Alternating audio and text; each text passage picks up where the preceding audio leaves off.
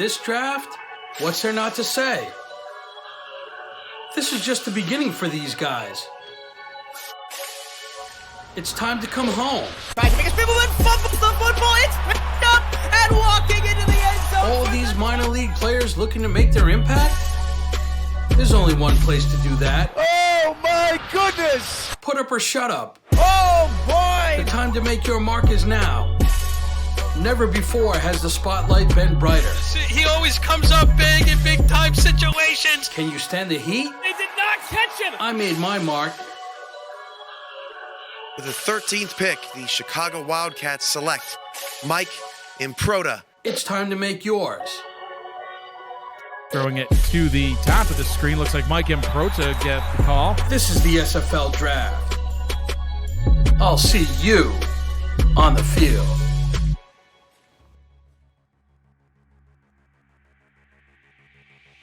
Welcome in. Round 6 and 7 tonight here for Simulation Football League Season 15 Supplemental Drafts. I am your host tonight, Steven Hacker. Alongside with a great panel, I got Colin Northrup, Liam Crowder, Eddie Gage, and Jeff Melanishin. Why don't I start with Jeff? Give me a shout out, Jeff. What up, though? And moving on to Eddie Gage. Let's hear Eddie Gage.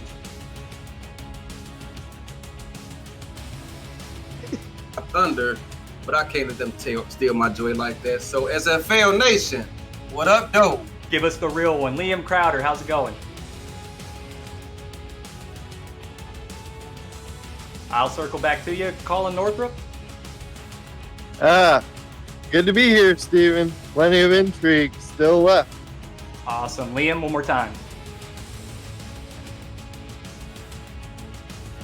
And we've got an exciting draft here shaping up tonight. Teams are looking to fill out their roster with the supplemental draft. We're going to go through a quick one round. Everybody's going to get one selection, and we're going to take a break, and then we will resume after that break with the round 7 of the supplemental draft. The 5th round, everybody seems to have gotten quite their pick. Yeah, Liam, no. And then everybody is shaping up, has went to work overnight, reaching out to all the available prospects and recruits that are out there, trying to find the right fit for their team. Jeff, where do you think teams are going to be looking? What kind of value do you think teams are looking to find here tonight? I think now you're looking for these diamonds in the rough. You know, if you're looking for these guys that might be sleeping on other teams that maybe haven't been reached out to as much as, you know, you're looking for that guy that you're trying to make their dreams come true now. There are some players that haven't been reached out to as much as other players. You want to get some people that are going to be active in your locker room and are going to be wanting to be a part of what you're building for that specific team. If you could get them to buy into that and then they just reap into that culture that you're building, man, that sky's the limit when you get a player like that. Yeah, a guy that's definitely tried to find some diamonds in the rough here in this draft. Liam. Hello, how you doing? Now everybody can hear me at least. I'm looking forward to tonight. I'm well aware that I'm slowly becoming more disheveled looking during the course of the week, and that's what happens when you spend multiple evenings up until 3 a.m. So, got my team, St. Louis Gladiators up. Got quite a bit of cap space left, so looking at getting some high value players on the board here. So interested to see what Colin does here. Eddie, you have any speculation where you think St. Louis might go here? Well, looking at their roster, it's actually starting to shape out quite nicely here. But looking at things, if I were them, I would lean towards either a slot corner or a slot receiver, one of those two. Good options. They've got a rookie quarterback. He's going to need many options to target and get the ball out of his hands. Colin looks to be working. I'm not sure if he's got the co-owner making phone calls right now. Colin, are you available to make a comment? Well, I'm just going to give a hint and be like, think about what was popular last night. So a clue, we said, what was popular in last season's draft? Anybody? I'll take a guess, but I want to let everybody else on the panel go first. Eddie, what was popular last draft that St. Louis might look to fill here? Well, what was popular last draft, if he was referring to last season, was fullbacks going in the first round, but he has one already. So I'm not quite sure what he's trying to indicate there. But otherwise, maybe he's talking about an offensive lineman. Could be talking about an offensive lineman. Maybe defensive lineman. I'd need to look at the roster file there. Sorry, a little bit behind the schedule there. Jeff, why don't you break down what their defensive line looks like? Well, I was in Florida last season. We drafted a punter. That could be a way that they go. I would say that would be like on the lower spectrum. If I was being probability wise on this one, I would say that it's either going to be a slot receiver or a tight end, because there were some teams that went 3 tight ends. Very nice. Extra blocking really helps with your line get the push up front in the trenches. Clock is still ticking for St. Louis. And it now appears, got the buzzer, says St. Louis's pick is in. And that means Commissioner Cameron Irvine is ready to announce the first pick here in round 6 of the supplemental draft. Good afternoon, everybody. With the 94th pick Once in the he unmutes SFL's Season 15 rookie draft, the St. Louis Gladiators select Zach Haldorf, offensive lineman, Des Moines, Iowa. Portland is on the clock with the 95th pick. Zach Haldorf takes an offensive lineman position. Colin, why don't you share your excitement with us right now? Well, Zach was the guy that Drew really was quite high on in terms of the guy we're looking for in terms of locker room character as we continue to fill out this roster. And as you see the trend with defensive line, you want to have at least one reinforcement back there. How about the rookie quarterback and the rookie running back, Cairo Martinez? So, Yeah, I think, let's see, Louisiana, why don't you give us a rundown on what your take on offensive lineman is and how much you think that can help impact a rookie quarterback?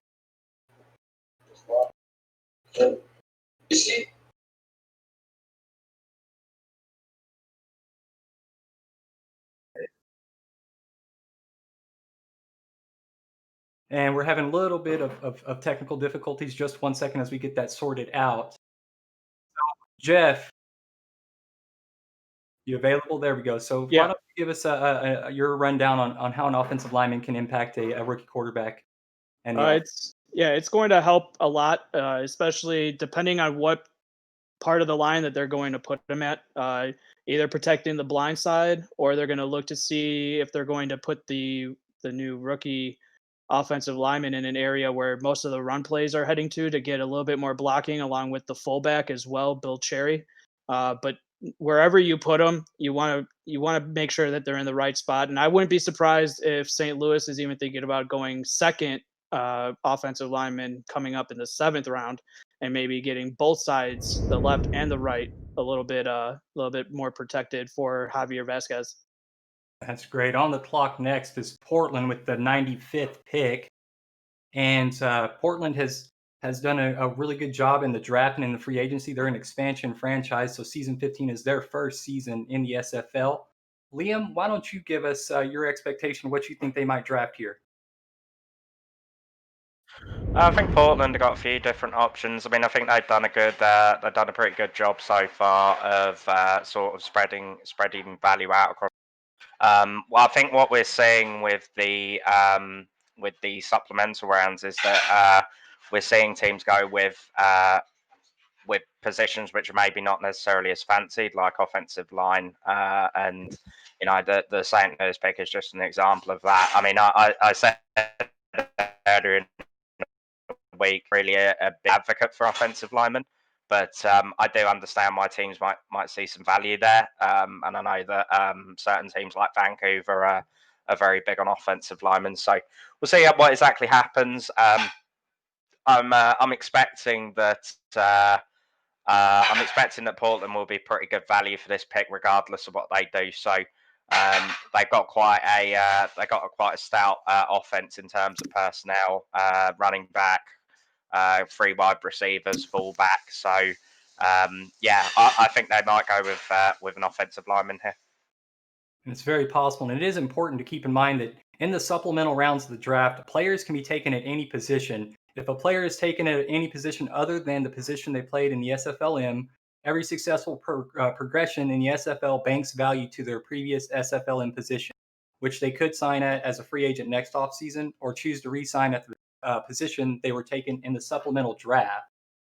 So, Eddie, do you think that that's something that teams and players definitely should feel excited about as far as getting their chance to get out on the field?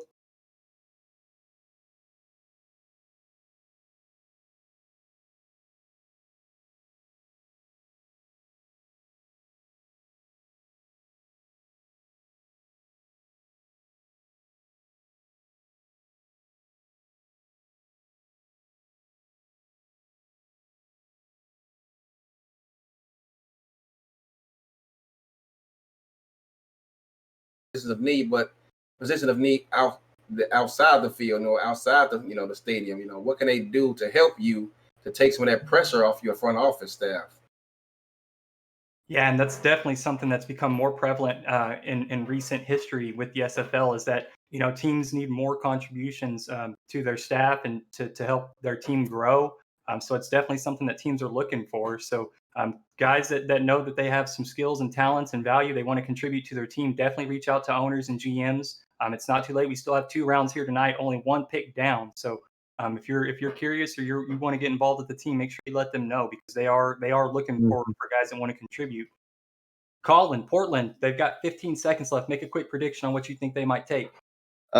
Defensive end seems to be a fit. They have 2 tackles. They already drafted a defensive end in Durham Nuevo, so I expect them to fill out the front 7. Yeah, really strong looking defense. Those 3 linebackers, very, very high value linebackers. Going to be really tough to run on them, especially if they've got 4 defensive linemen, a really stout front 7. Could be trouble for some teams that like to run the ball.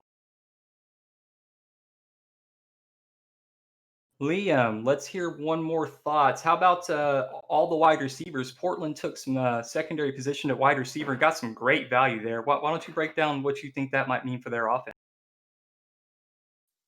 Well, I mean, we've done something very similar in London where we're getting a couple of running backs, and Jeff is very well aware of the fact that we like to have a sort of scat back in our offensive system.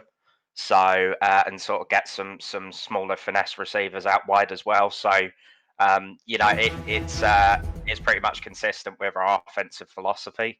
I think Portland are probably looking to do something similar, maybe.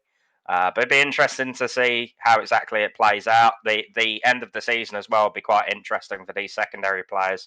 We're pretty confident that the guys that we picked are going to stick around with us for the foreseeable in future seasons. So I'm hoping that they will do so. Great recap. And the pick is in for Portland. Let's kick it over to Commissioner Cameron Irvine. With the 95th pick in the SFL Season 15 rookie draft, the Portland Fleet select David Seyfert, kicker, St. Cloud, Minnesota. Lone Stars on the clock with the 96th selection. Take the kicker, David. So let's hear your take on taking a kicker here. Can you guys hear me? Loud and clear. Not sure what happened there, but there was an obvious need for Portland to take a kicker. There's a smart choice. They've, as you mentioned earlier, they made a lot of great selections. Despite them being a new franchise, they went out and picked up some great value, got off some great contracts. And what they did here, which I compliment them on, is they spread the wealth. They didn't give out max contracts, to people. They're trying to make it a team effort and perhaps win some games by getting a contribution from all their players. Yeah, and that's definitely something that you have to look at is how you spread those points out across your players. Jeff, in player progressions and player builders, how do you think that works? For expansion teams, myself being the Fort Worth owner, we had to spend a lot of money. We're pretty top heavy, But how do you think that can balance out, and how do you manage that in the first season? Yeah, I mean, right now, the value that you're getting on players is you're hoping that they buy into, like I was talking about when you introduced me, getting the culture set on your team. When you get players at this value that they're going to be drafted at yesterday, today, and later today, they're not going to be those top guys value wise. So you need people to buy in. They're going to be on like the copper tier, right around there. So you need them to. These are going to be the guys that are going to hold the team together. They're going to be the gel guys, the glue guys, whatever you guys want to use the phrase for. And you just hope that you get the ones that buy in and will make a contribution to your team week in and week out, no matter what, no matter what value they are. They're going to be on the field. They're going to make plays, and this is what it's all about. And more importantly, they got their kicker. It came in the supplemental round. Now there's only 3 teams that don't have a kicker right now, so we'll see what Houston, Arizona, and Vancouver decide to do. I think that's a really, really important trend to take note of. Kickers are one of those positions, just like offensive linemen and fullback, that have really picked up some steam here in the recent seasons. And having had a quick kicker on Queen City last season, I can attest to their value. Stalling out drives, coming up short, and having to punt instead of taking points. That's it helps. It helps to get those 3 extra points. If you can do that 3 times a game, you somehow got 9 extra points added onto your total. So it's a nice benefit to have. It starts the defense. It starts the opposing offense deeper in their territory. So instead of starting at the 30, they start at the 21. I think kickers have a lot of value, and teams need to be looking at them. Colin, would you agree? Stephen, Sure, I just have to quickly, object that cutaway to Charles. If he had been a little bit higher in his seat, he would be a meme right now. And I also object to the lack of wine. And I also repeat those comments on behalf of Andy Hamilton as well, because I know that he was looking to get another emote on the server. So I apologise, SFL fans. But Charles, you just gotta set up a bit more man and see us bring get it down. that 360 controller in there. Get Simmon. You almost had it, Charles. You're almost there. Great look inside the war room. I love that feature of this draft, that we've got a chance to see all the GMs and owners and players as they get selected, and really fun time. Colin, again, I was asking about kickers and how you think they impact the game. So let's hear about that, as we just had one selected. Well, I think kickers are really interesting because they shorten the amount of field that the offense needs to go if they have a hard time moving the ball down the field or scoring points. That's yet another avenue how you can score points. I mean, we saw Kramer Jackman kick what, like 6 field goals in one game? So that exactly right there just proves their value. Good point. So clock is ticking on the Lone Star Glory with the 96th pick. Eddie, why don't you break down what you think they might be looking for positionally? Well, as been said a few times this draft already, we're waiting to see what they're going to do, but they're my week 1 opponents. So I've been watching very carefully what they've been doing, but running back, fullback has been yet to be a position that they've tried to fill here for whatever reason. I'm sure they have a plan, but that is a spot that I personally would like to see filled. Well, I don't want to keep you waiting any longer on your week 1 opponent's pick, so we're going to go over to Cameron Irvine and let's see who Lone Star selects. With the 96th pick in the SFL Season 15 rookie draft, the Lone Star Glory select fullback Cameron Collier, Vancouver, Washington. London's on the clock with the 97th pick. Eddie, recap it really quick. You thought they might go fullback. I did. It's position of dire need around here as of late. It's been a popular pick. We've seen Queen City utilize Jet Zero in that fashion last season, and although his yards per carry average didn't pan out the way perhaps they were anticipating, he was a force, against us. And wow, they got a good one here. Yeah, fullbacks can be kind of tough to build. Sometimes you gotta wait and be a little patient for them to get those progressions in. But J.W. Dole is another example of that. Give him a couple of progressions, and all of a sudden he's a different running back. Jeff, how do you think fullbacks can impact an offense? Well, I was a part of it when we had some good running fullbacks in London, so I know exactly the type of role they could play. I mean, they're not going to get a lot of love probably in the passing game, but it all depends on what the playbook that they want to go with. I mean, definitely we saw what happened with Kamasaki with the Ottawa Cavalry.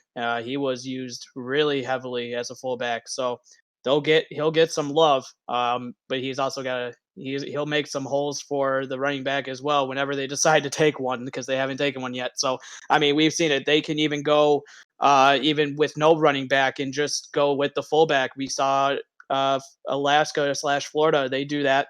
So it's going to be. It's interesting to see the type of routes that teams are taking with how they're building their team, because you're seeing it in the supplemental rounds right now that where they're deciding to lean right now is where they're going to be looking to go with their playbooks as well that they already have set up. That's a fantastic point. That was exactly one of the things that I was looking at. Really curious to see in these rounds in particular what teams elect to do, because that could dictate their sub packages. That could dictate what kind of offensive formations they come out primarily in. So I think that you nailed it right on the head, that these rounds definitely might tip teams' hands on where they're going to go. So London's on the clock. Liam has made a phone call. Colin, what do you think, Liam, who do you think he was talking to? What position group? Well, they have two linebackers, Jeff Gagne and Mac Scarborough, so they could go linebacker. They just drafted Eric Surrett at defensive end, but they could go defensive tackle, or they could go a second tight end to pair with Benji Matson. So plenty of options here for London. Definitely some options there. Eddie Gage. Wow. What do you think the London Knights do? Hard to say, because Liam, he thinks outside the box, so to speak. And I'm not quite sure what he's going to do. I know he's an offensive guy, and I said that earlier this draft, he ended up drafting a defensive player. I know he doesn't like offensive line, preferably. So who knows? But maybe he picks a slot corner to pair it with Tanner Hendricks and Brandon Ewing back there. I don't know. I'm drafting a QB. That's what's happening. That's thinking outside the box, Eddie. We'll see what Angus is about that. I mean, I wouldn't be surprised if it's another. I wouldn't be surprised if it's a second tight end. Angus would be very upset.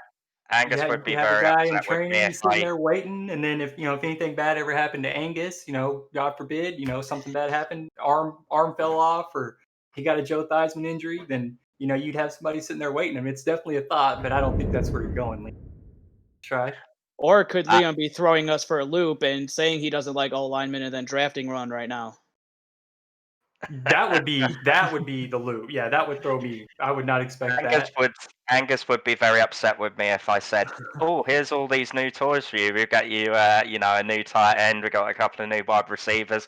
Oh yeah, actually, we just drafted your replacement as well." Now, I think that's probably going to be. Why has it got to be a replacement? It could just be like a backup. Hey, just backup. Hey, you're Andy Dalton. First team in SFL history to run a 2 QB system. Yeah, I don't think so somehow, but revolutionize the game, Liam. Do it.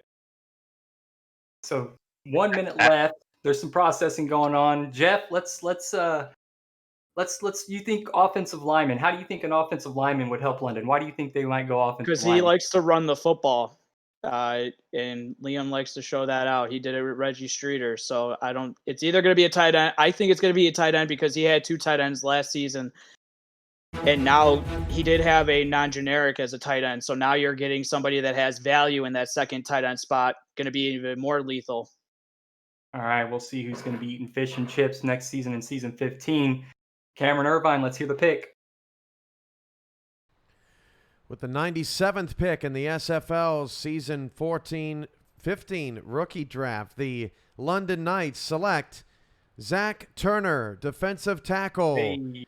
Charleston's on the clock with the 98th pick. Big pickup, super active in the chat. Big personality in the community. Eddie Gage, you want to summarize this one? Defensive tackle. Can't go wrong there. As I said yesterday, games are won and lost up front. Front seven on the defense and the offensive line of the offense. They dictate the pace of the game, how the game's going to go. And as you can see, Zach there, he is on fire. That Look man, at that outfit. Loving it. he just secured his family's future. His mom and dad can retire. His kids are set for life. Their kids are set for life. That's a happy young man right there. He's gonna be able to feed his family fish and chips for the rest of his life, Eddie. That's right. Go and look at the excitement. You, as an owner, Liam, that's got to make you extremely happy to see that your player is that excited to come to you and ready to get to work, man. Yeah. Well, I think it's wow, he's got Man, Liam, I'm you got expecting, a stud. yeah, this guy's an interesting character. You know, I think we're seeing that right now. I think probably what I would say is that he's probably going to end up hiding in the crowd with that hat on, that elephant hat, and then he's going to jump out, rush onto the field, and probably sack the QB. So, yeah, no, looking forward to having Zach on the team. You know, everybody on our team plays for the badge. It's not about individual personalities, as crazy as some of them might be. But They say yeah, elephants have really good memories, Liam. So I doubt that, Yeah. that your rookie is going to forget this moment, man. And super excited for him and for you, man. Yeah, we've had an amazing draft. I'm delighted with everything that has happened this draft. I think it's been you know, one of I've got Jeff on the call, so he's one of my best draft picks. But this draft certainly comes up here with the draft where we picked him. So I think Slim Shady might take a little bit of credit as well, though, for that. Name dropping all over the place. Look at the history coming out of London. Love it. Colin, give us your thoughts on this Zach Turner signing. Well, he's definitely a big personality, and William Davidson now has a mate that he can mentor along that front. And I tell you, we'll play London soon enough, and I'm already sweating having to deal with that front four. Yeah, maybe not feeling so bad about taking that offensive lineman, given that help that you wanted, right, Colin? Yeah. I feel a little bit better about the alignment pick, that's for sure. That's good. So Eddie Gage, we got the Charleston Predators on the clock with the 98th pick. Yep. Looking at their team needs, where do you think they go?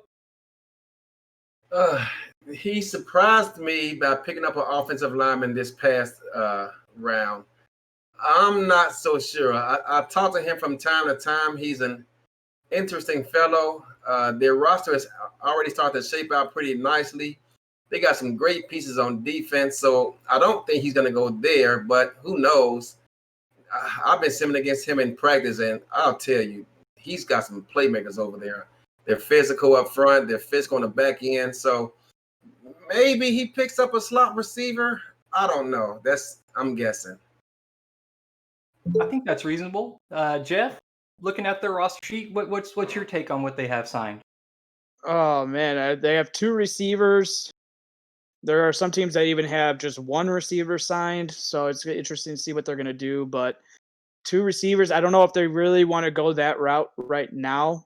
For me, it's got to have to be on the defensive line. They only have one defensive end and one defensive tackle. They're going to have to shore that up a little bit. It's going to be one of those two, but I mean, he's got two offensive linemen right now. I mean, the offense is looking where you could just probably stay put. The defense is where they're going to be leaning to coming up. Yeah, and so Liam, how important do you think that it is to have two defensive ends, or maybe even two defensive tackles and a defensive end? Do you think that it's important, or can you get by maybe with only having a stout one side of that defensive line? I'm going to have to name drop some more people. We've got Stephen Mullinax going to drop in here. Mac Wavy Jr. back when I had a brief bit of time with Dallas. That we discussed sort of defensive line philosophy, and when you're building a defensive line, especially back when roster spots were more limited, you would consider like maybe where's the best place to put your star defensive lineman, and what the consensus we came to was stick the defensive ends, and then sort of load up on the linebackers to give yourself you're keeping things balanced in the sense that the edge rushers are really strong, but then you have your linebacking core is capable of picking up anything coming through the middle. I mean, for us this season now, we've got a full defensive line of stars, which is very much in the Frank Goodin, another name, Frank Goodin style. He really pioneered that all-star defensive line, and Tallahassee and Jacksonville have always had a good team. So yeah, I think it's teams are doing a lot more balancing now, and just seeing maybe less popular positions like offensive linemen, and getting extra depth on the defensive line as a result of the changes that are being made. And I think that as time goes on, you're eventually going to see backup positions and depth positions. Like we're joking about the second QB a minute ago, but eventually that will be quite an important position in case there are injuries, in case you do want to rotate. And it's all down to the evolving nature of this league. So. Yeah, and I think it's really important to take in mind that we want to create the most realistic sim experience that we can. So I think that those things are definitely in the cards, and definitely possibilities that we could be looking at regressions in players and stuff. I mean, I would say that we look for a really, really top-notch, realistic sim experience. So anything that we can do to get to make that happen, we are looking at doing it. The pick is in. Cameron Irvine, Charleston, 98th pick. Let's hear it.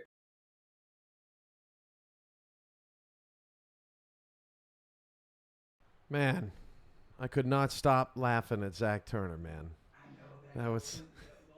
I'm sure if the panel distracted me or was distracted by me, they could hear me laughing probably hard in the background, and I was over here, man. That was fantastic. That's how you get drafted, my friends. With the 98th pick in the SFL's Season 15 rookie draft, the Charleston Predators select Dick Baker, defensive end. Chicago's on the clock with the 99th selection.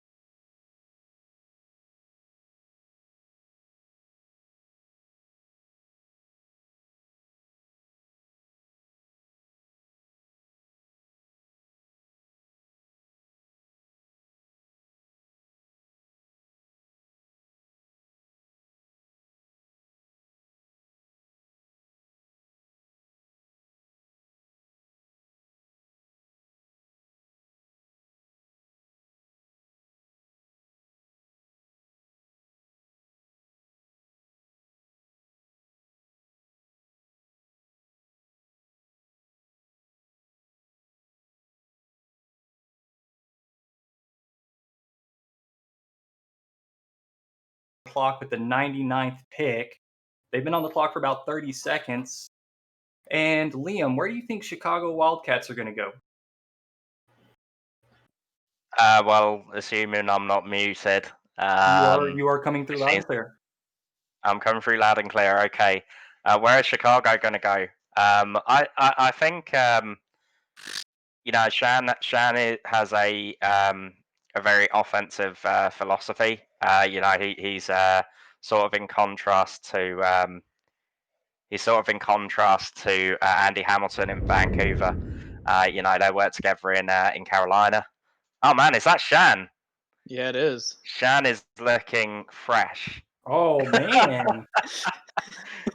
He is looking very sideline right now. He's probably going to go over and punch R62 in the face if he gives the call away. So he's definitely not he's definitely not flinching at any of my commentary on him here. But I'd expect maybe an offensive pick. We're seeing the offensive linemen are in vogue now. So let's see what happens.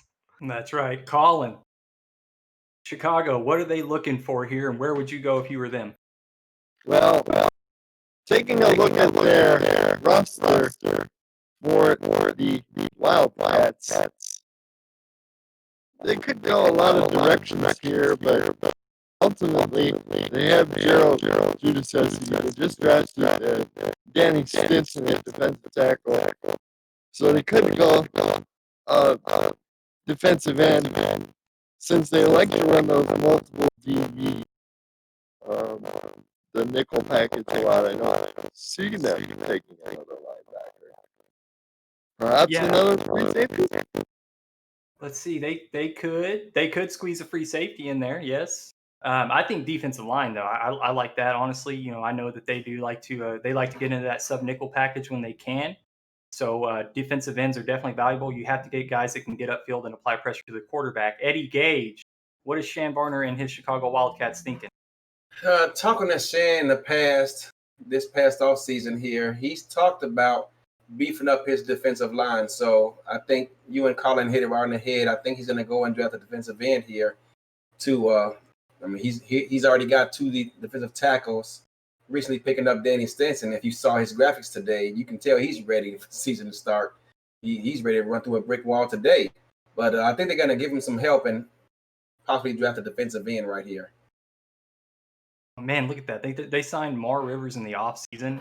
Yep. Former number 1 pick. I mean, that guy's a monster on the defensive side of the ball, and they've got him just anchoring that defensive line. So another pick here could really help them. Jeff Melanishin, what are your thoughts on that? Could you see something maybe different, a defensive lineman, or do you agree with that, or do you think maybe they go somewhere different? I mean, when you could put somebody with the defensive front 3 that they have currently right now, I mean, what rookie would not want to be a part of Mar Rivers, Judicessi, and Stinson, who they converted to a defensive tackle?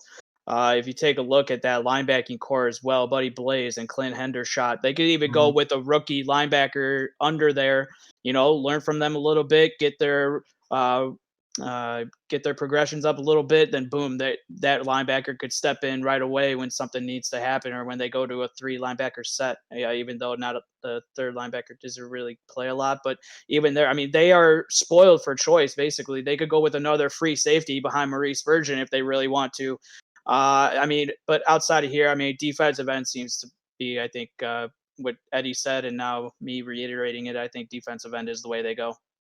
Yeah, it's a good point. You know, there are some sub packages. Teams can elect to take 6 defensive backs and go in a 3-3-5, 3-2-6. You know, those are options that are out there. Now you open up the running game on you if you elect to do that, but you know, sometimes speed kills, and if you've got a bunch of burners out there, you can get to the ball swarm and make a group tackle. That those kinds of defenses can be successful. But if you get up against a team that likes to run the ball real heavy and 3 tight ends like Liam Crowder and his London Knights like to do, you might get overpowered in the trenches really easily.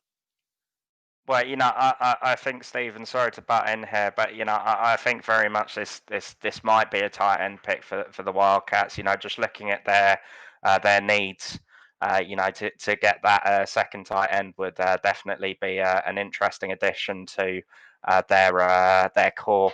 But we'll see what exactly happens. I'm glad everybody can hear me now.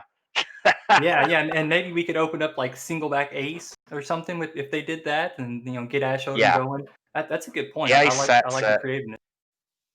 The ace sets are very interesting, and you know, it's quite funny actually, because Shan, back when I originally started getting into play calling, you know, he was chatting with me, and you know, he's very big on 2 tight end sets, and having a very balanced, you know, offensive philosophy in terms of running and passing the ball. He likes to have a 50-50, you know, of pass runs. So that's not necessarily my philosophy of a balanced offense. My idea of balanced offense is getting everybody the ball, you know, equally. But you know, Shan's a very good offensive coach, and I think whatever the pick is here, it'll be a good one. So what would you say, Jeff? How would you describe what Chicago is like when you have... Oh, I'm sorry, the pick is in. I did not hear the alert. The pick is in. Let's kick it over to Cameron Irvine for the pick. With the 99th pick in the SFL Season 15 rookie draft, the Chicago Wildcats select Benjamin Warner, tight end. Denver becomes the first team to pick a 100th selection next. Wow, pick 100. And Liam, you nailed the tight end though. I'll give you the honors of recapping that for us. Well, yeah, I mean, I think this was a little bit of Eddie Gage insider info. So, yeah, no, Benjamin Warner, good option at tight end. Having the second tight end gives you so much. We've been happy to have, Robert Garrett Jr. and now we got our guy Benji Matson in London. Tight end's one of the best positions on the field, as far as I'm concerned. It gives you flexibility in terms of the offensive line blocking, and it also gives you the extra receiver as a sort of flex. So, and you can even split the guy out wide, maybe in like a tight bunch type set. So this is a good pick. I'm looking forward to seeing what Denver does. Denver have, got back a championship winning coach in Jeremy Vega. There he is. I completely forgot Jeremy's name. Not like you talk to him every day. There he is. He's gonna. Oh man, he's looking at Harish. Jeez. It Wow, doesn't look think like that's his his background. Oh, he's I got think the that's his- championship yeah. ring. Oh, Michelob Man. Ultra on the table there.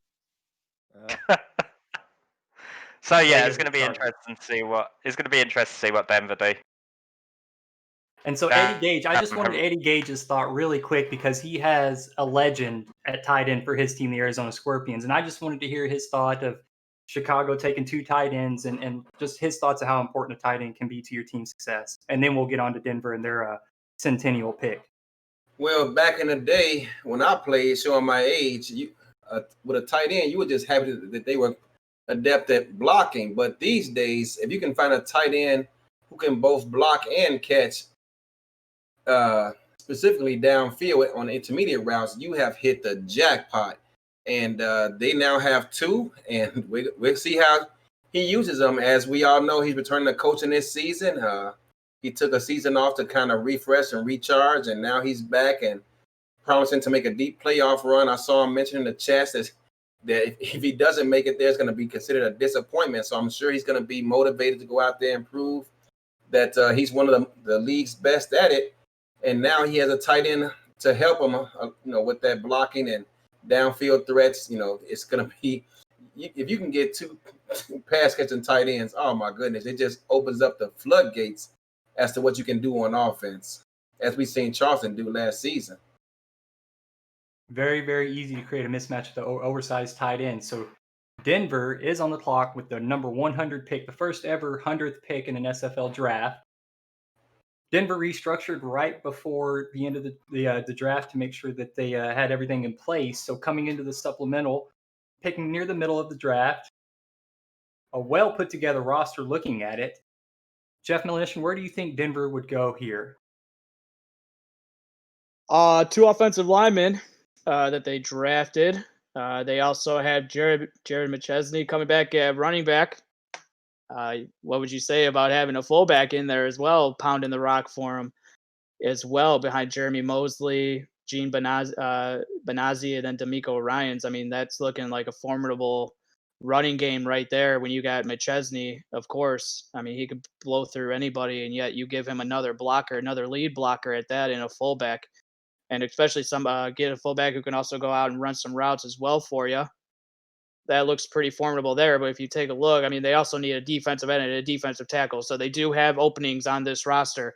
It's Jeremy is. This is going to be. They got 2 picks left, so this one and then the one in the 7th round. It's going to be interesting to see what Jeremy decides to do for importance on these openings. Colin, let's try to get in the head of Jeremy Vega here, and let's see what he might be thinking. What are your thoughts? Well, a fullback is definitely a possibility here. If he wants to really lean into the run game, that Jeremy's kind of built his reputation, if you will, as a coach, leaning heavily into the run game. So that would be a spot I would expect that they've been looking at. Eddie Gage, same question. Let's get inside the mind of Jeremy Vega. What would you do if you were him? Tight end, fullback, defensive line are all spots that he can fill here. at this point in the draft. He's never really been too much onto having multiple defensive linemen, but now with these expanded rosters, perhaps he decides to choose and put value towards that direction.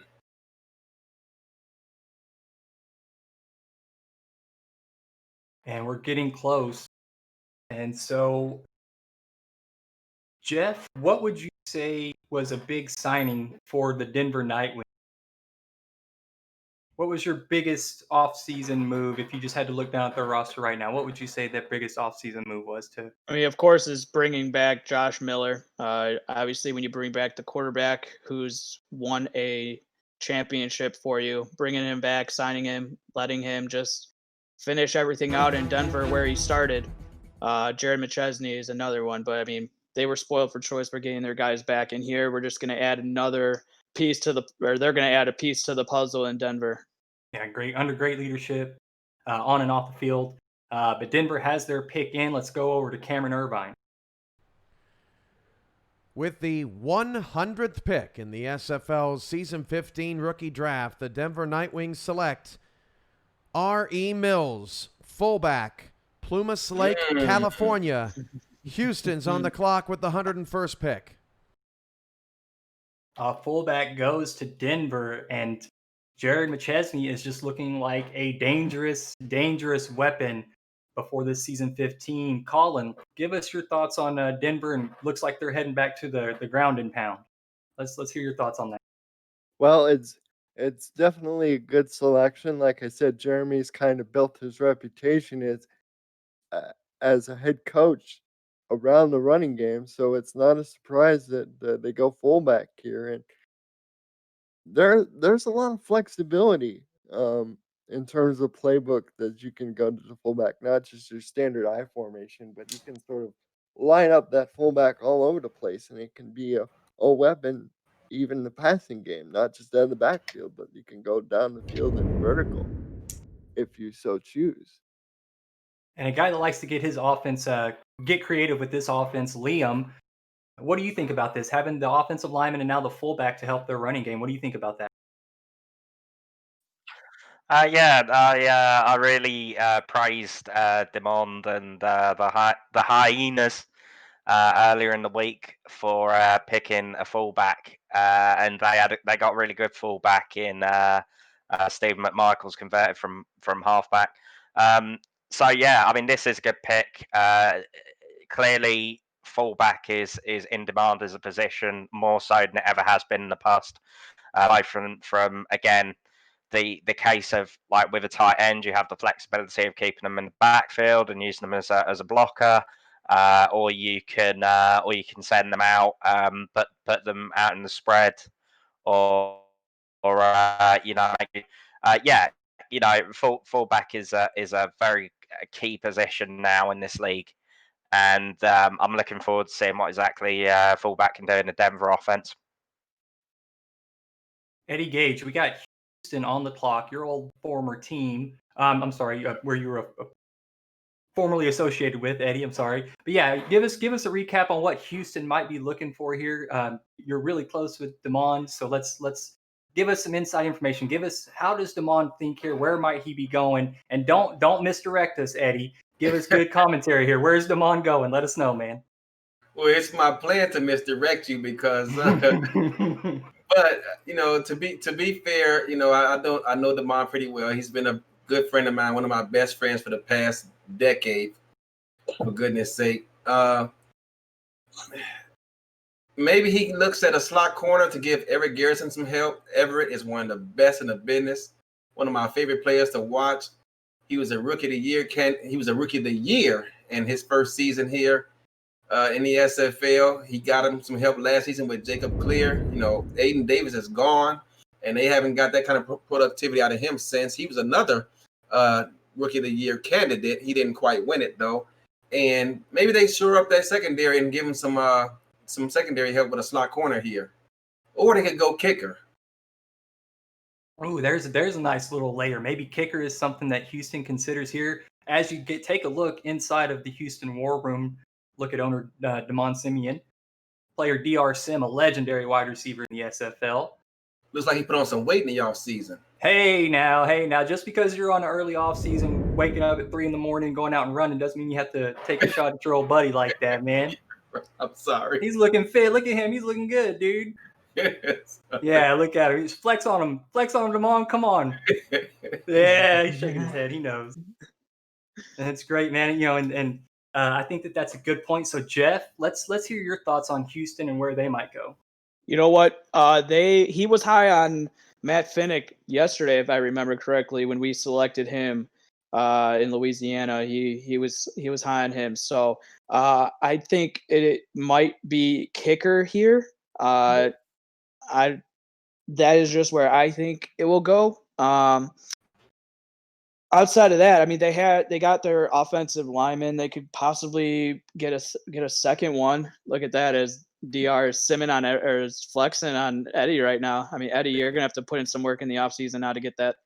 That's 100% muscle, not fat. There, Eddie, you gotta get an apology in here whilst you still got the chance, man. Come on, Eddie. You were eating Subway. Where's your muscles? Gotta put that sweatsuit on every day.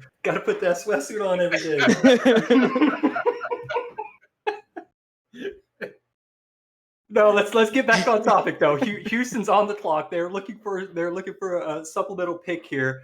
Colin, where do you think that they're going? Well, I think linebacker could definitely be a pick, although they've had their trouble with kicking over the years. I seem to remember they lost quite a few games, where if they had made a kick, they might have given them the margin of victory they needed. So they could go kicker. Again, I really like what kickers can contribute to your roster. That average starting field position for the opposing offense definitely helps, and just the ability to add 3 points to a drive that might have stalled it where you had to punt, I think is extremely valuable. And Damond has made his pick. Let's go over to Cameron Irvine for this selection. Jeff gets the award for Zing of the Draft. That was great. With the 101st pick in the SFL Season 15 Rookie Draft, the Houston Hyenas select Niko Cappuccino, kicker, Tulsa, Oklahoma. Louisiana is on the clock with the 102nd selection. I got to everybody else before the pick, Liam, so why don't you recap this kicker, Niko Cappuccino, for the Houston Hyenas? Well, I think, Eddie's point about Demond, Demond's just gone out and got himself a cappuccino now, and he's enjoying that with whatever meal he's having this evening, probably a light salad. I think kickers win championships.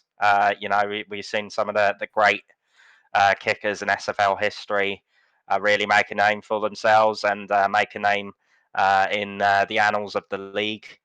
And I'm not expecting any different from Niko Cappuccino. Houston, the Hyenas are a great team, and I'm looking forward to seeing what Niko Cappuccino can do as a kicker for this great franchise. So I'm looking forward to seeing what exactly he can do. We got the special team board now in the SFL, of course, so he's gonna be a contender for that. I think he's definitely going to be up there. So congratulations to him. Congratulations indeed. Eddie, he says kickers win championships, and I know you have a counter to that. Why don't you go ahead and fill us in on what you think about kickers winning championships? Well, I will say this. Denver has a great kicker with Kramer. He hit I think it was a 53-yarder as time expired to beat us. And when I was in Houston a few seasons ago, we kept them out of the end zone, but they scored 15 points all on 5 field goals, which sucked. But so I won't go quite as far as say kickers win championships, but they definitely played their part. And so Jeff, Louisiana is on the clock, GM of the Revolution. You got any tips or any inside information you want to give us, or should I skip you and go on to Colin? We're looking for somebody who could come in, make an impact. What else can I ramble on for the next 1 second before the pick is in? But we're looking for somebody who could come in, who's bought into this culture that we're putting together. I mean, when you got Johnny Pickler, who's going to be talking every week, you got to find people that are going to get excited. And we have put a great locker room together. When we came in here, it was kind of quiet, but it's not quiet anymore. We are. Man, I just can't wait for the season to start. But yeah, that's all I have for now. I'm not giving away any insider trading tips. Well, so close, but I think that you hit on a good point. We've all worked so hard this off season to build and to put together a team and to give our players and give everybody here a place to have a home and somewhere where they can come in and be proud of what they put out on the field. And so it's great to hear that you guys have worked really hard and you got a team full of guys that are looking to help you on that goal. Eddie Gage, why don't you give us a thought? No, I've already asked you. I came from you. Colin, how important is team composition and that meshing and that team camaraderie? How important is that to you guys? That is really important because, especially if you're gonna struggle. I think of some of the expansion teams, or if you're in Louisiana's case, even though you got these good players, it takes time to mesh and have the chemistry. So there might be struggles there in the beginning, and you want to have guys that'll button down the hatches and not bail out on their teammates or throw owners or throw coaches under the bus. So that composition, if you get the right mix, is critical. And it's hard. It's hard to create that. It's hard to find that mixture of guys that understand, because it is, it's a learning process for just about everybody. Everybody's coming in and they have their own problems. They have their own set of tasks that they've got to get through in the season. And so everybody's got to try to learn and work together to accomplish a winning season. And Eddie, why don't you give us some thoughts really quickly on what it takes to build a winning season and winning roster?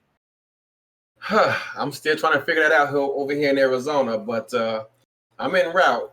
But yeah, as you hit on a moment ago, chemistry is a big part of that. I preach it all the time in my locker room.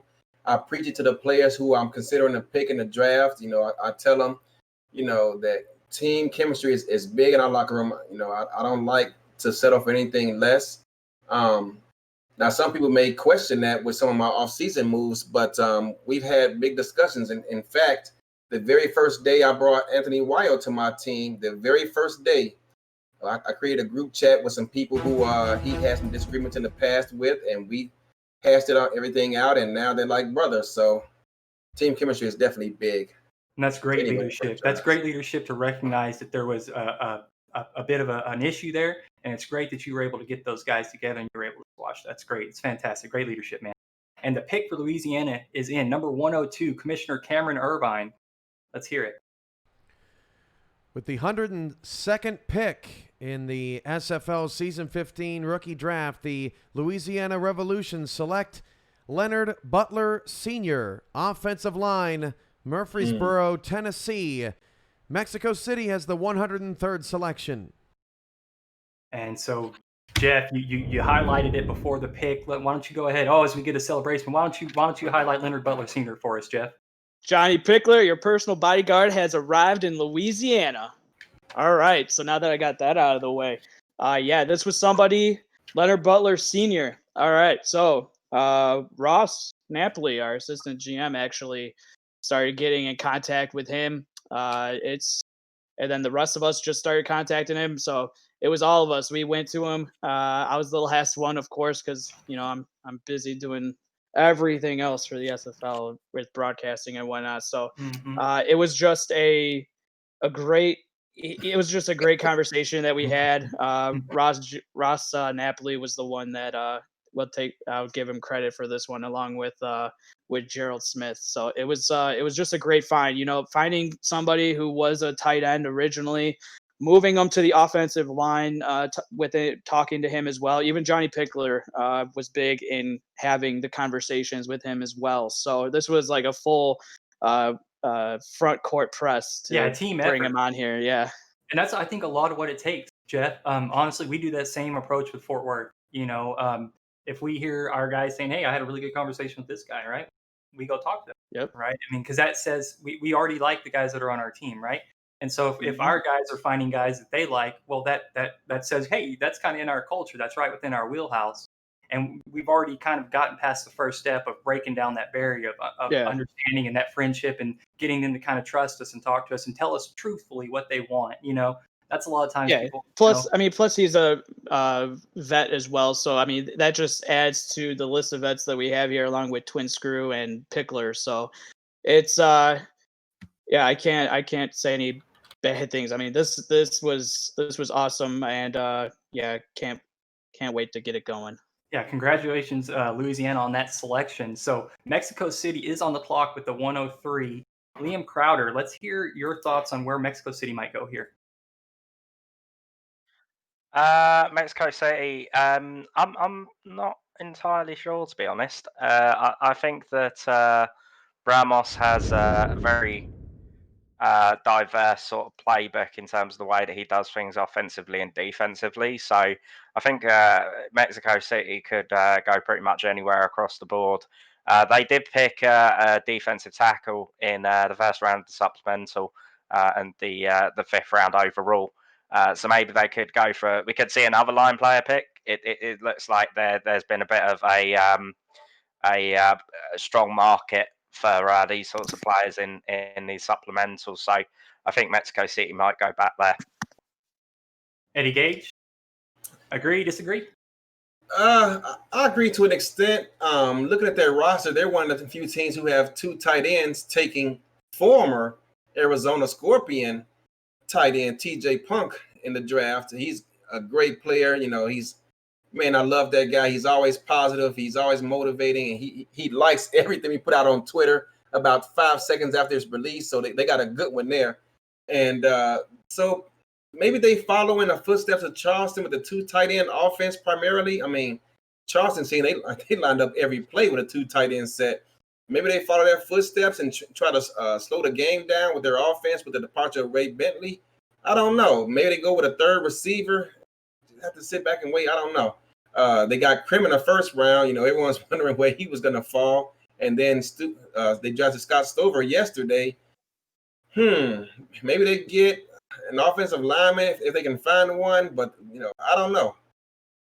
Yeah, I think the wide receiver 3 might have been a nice little sneaky one. I know Mexico City does use one. I know last season they rolled out a slot receiver, so I think that's something they could definitely be looking for here. Maybe CJ Arthur. Oh, maybe. So Mexico City does have their selection in. Commissioner Cameron Irvine here with the pick. With the 103rd pick in the SFL Season 15 rookie draft, the Mexico City Aztecs select Lora Horrell, fullback, Winston-Salem, North Carolina. Yes. Carolina's on the clock with the 104th selection. The Horrell family continues to get selected. This is a great family, great for any team. Colin, let's hear your thoughts on this selection. Mexico City went fullback. Well, it makes sense. They had to move Phoenix Jones back to tailback, so that created an opening. And Ramos did use the fullback quite efficiently last year, particularly as a pass receiver. So I'll be interested to see how he uses Lora.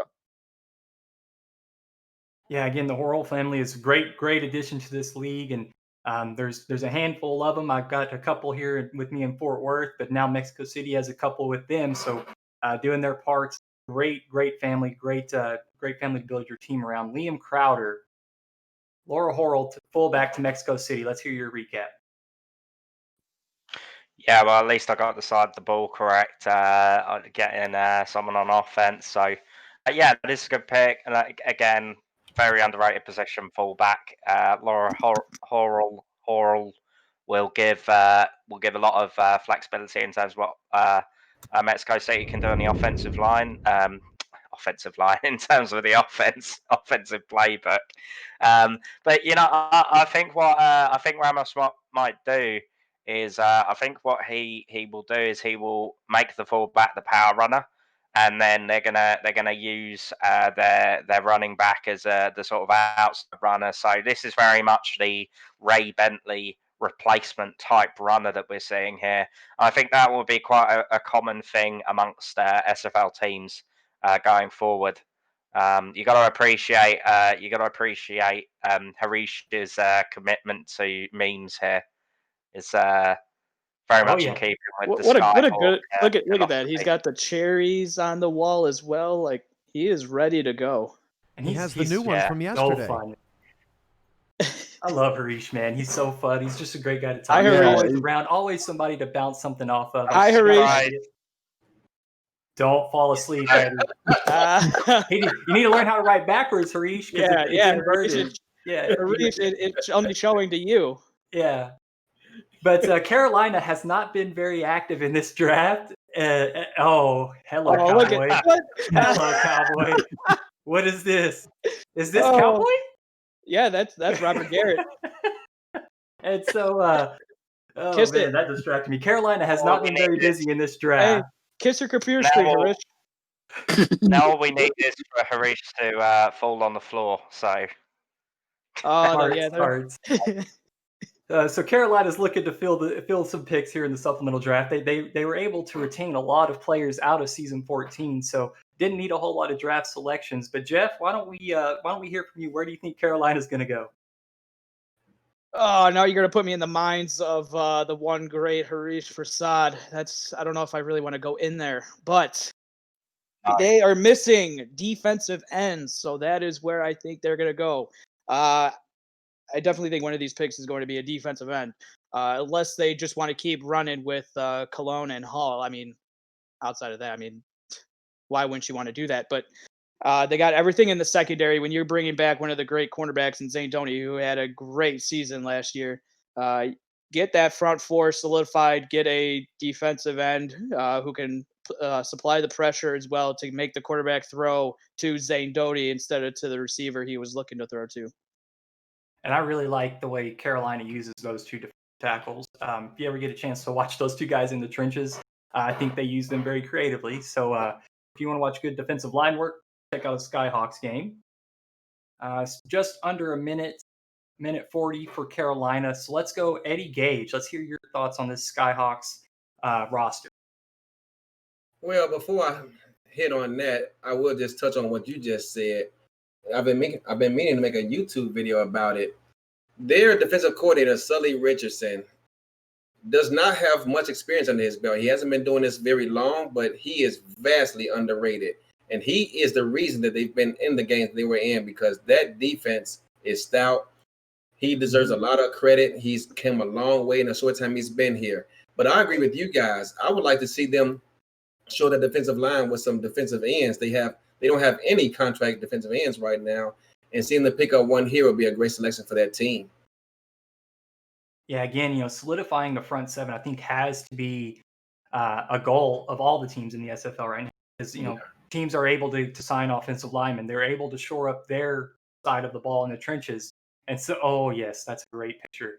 And so the only thing left outside of that is you have to shore up your defensive line. Otherwise, you're going to get ran over. So I think that it's going to become very, very important and very critical that teams fill the defensive line and the offensive line to combat these differences, right? As the rosters expanded from 15 to 17, everybody was saying, man, what are we going to do? And everybody went defensive line, right? And that's what kind of sparked this offensive line fullback conversation, right? Because now we had more roster positions available to us, and so we were able to put guys in positions that we hadn't previously, and some guys became unbalanced. It created overpowered guys, right? So other teams wanted to go out and find that, right? And where it created an overpower somewhere, the other team looked for a counter.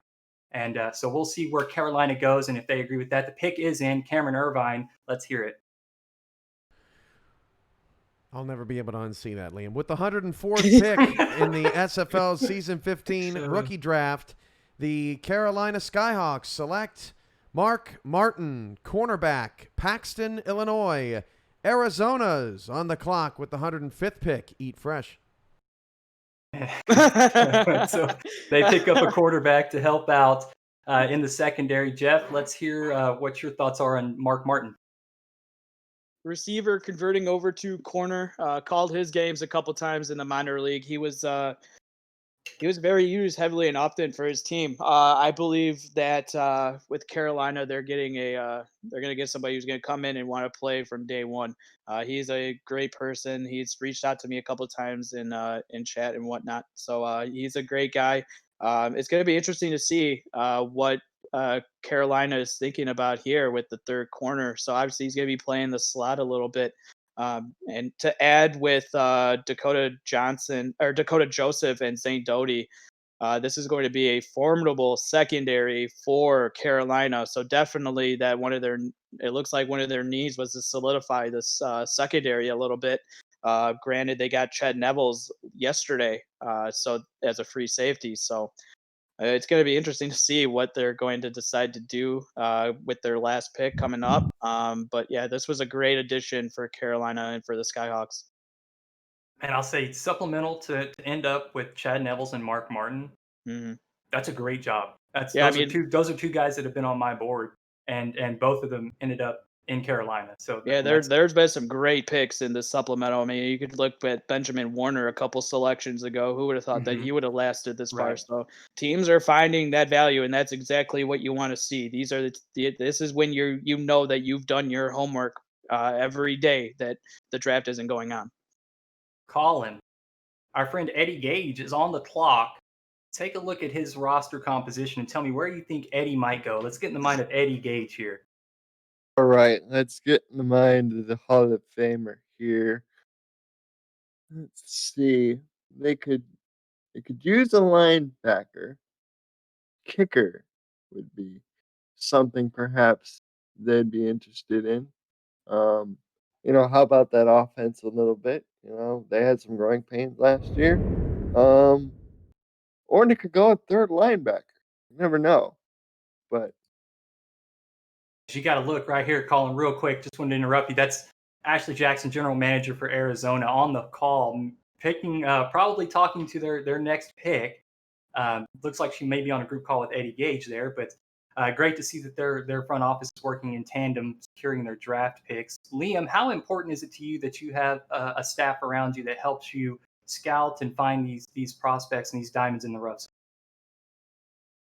Well, I think first of all, Ashley's probably, she's been community ambassador for consecutive seasons for a reason, and I know that people were saying I look like I've fallen in love on the first night of the SFL draft. I think Ashley is permanently the happiest person in the league, so that's that's really telling as to her contribution to the league and everything that she does for the Scorpions. So.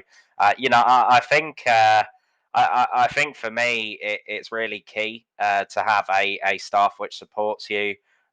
Jeff served in London back in the day, and we've had guys like Slyn Shady and everybody else who's been involved in the Knights, like Gerald Smith and so on. So we've had some great staff in London, and I know that Tanner Hendricks has been. He's been working so hard throughout this entire off season, and he's been doing a great job. And we're really happy to have him in London. We picked up some guys in the early rounds of the draft. We got Benji and Jeff, who are going to be that. Benji is our new director of communications, and Jeff's going to be helping him out with some of that comms work. So we're building for the future. In this draft, and we're looking forward to having those guys for a long time. Deal. And on Arizona's roster composition, where would they select here? If you were Eddie Gage, who would you be on the phone with? What position?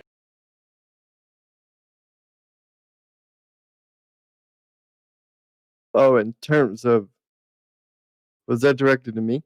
You can answer it. By all means, answer it. Probably kicker.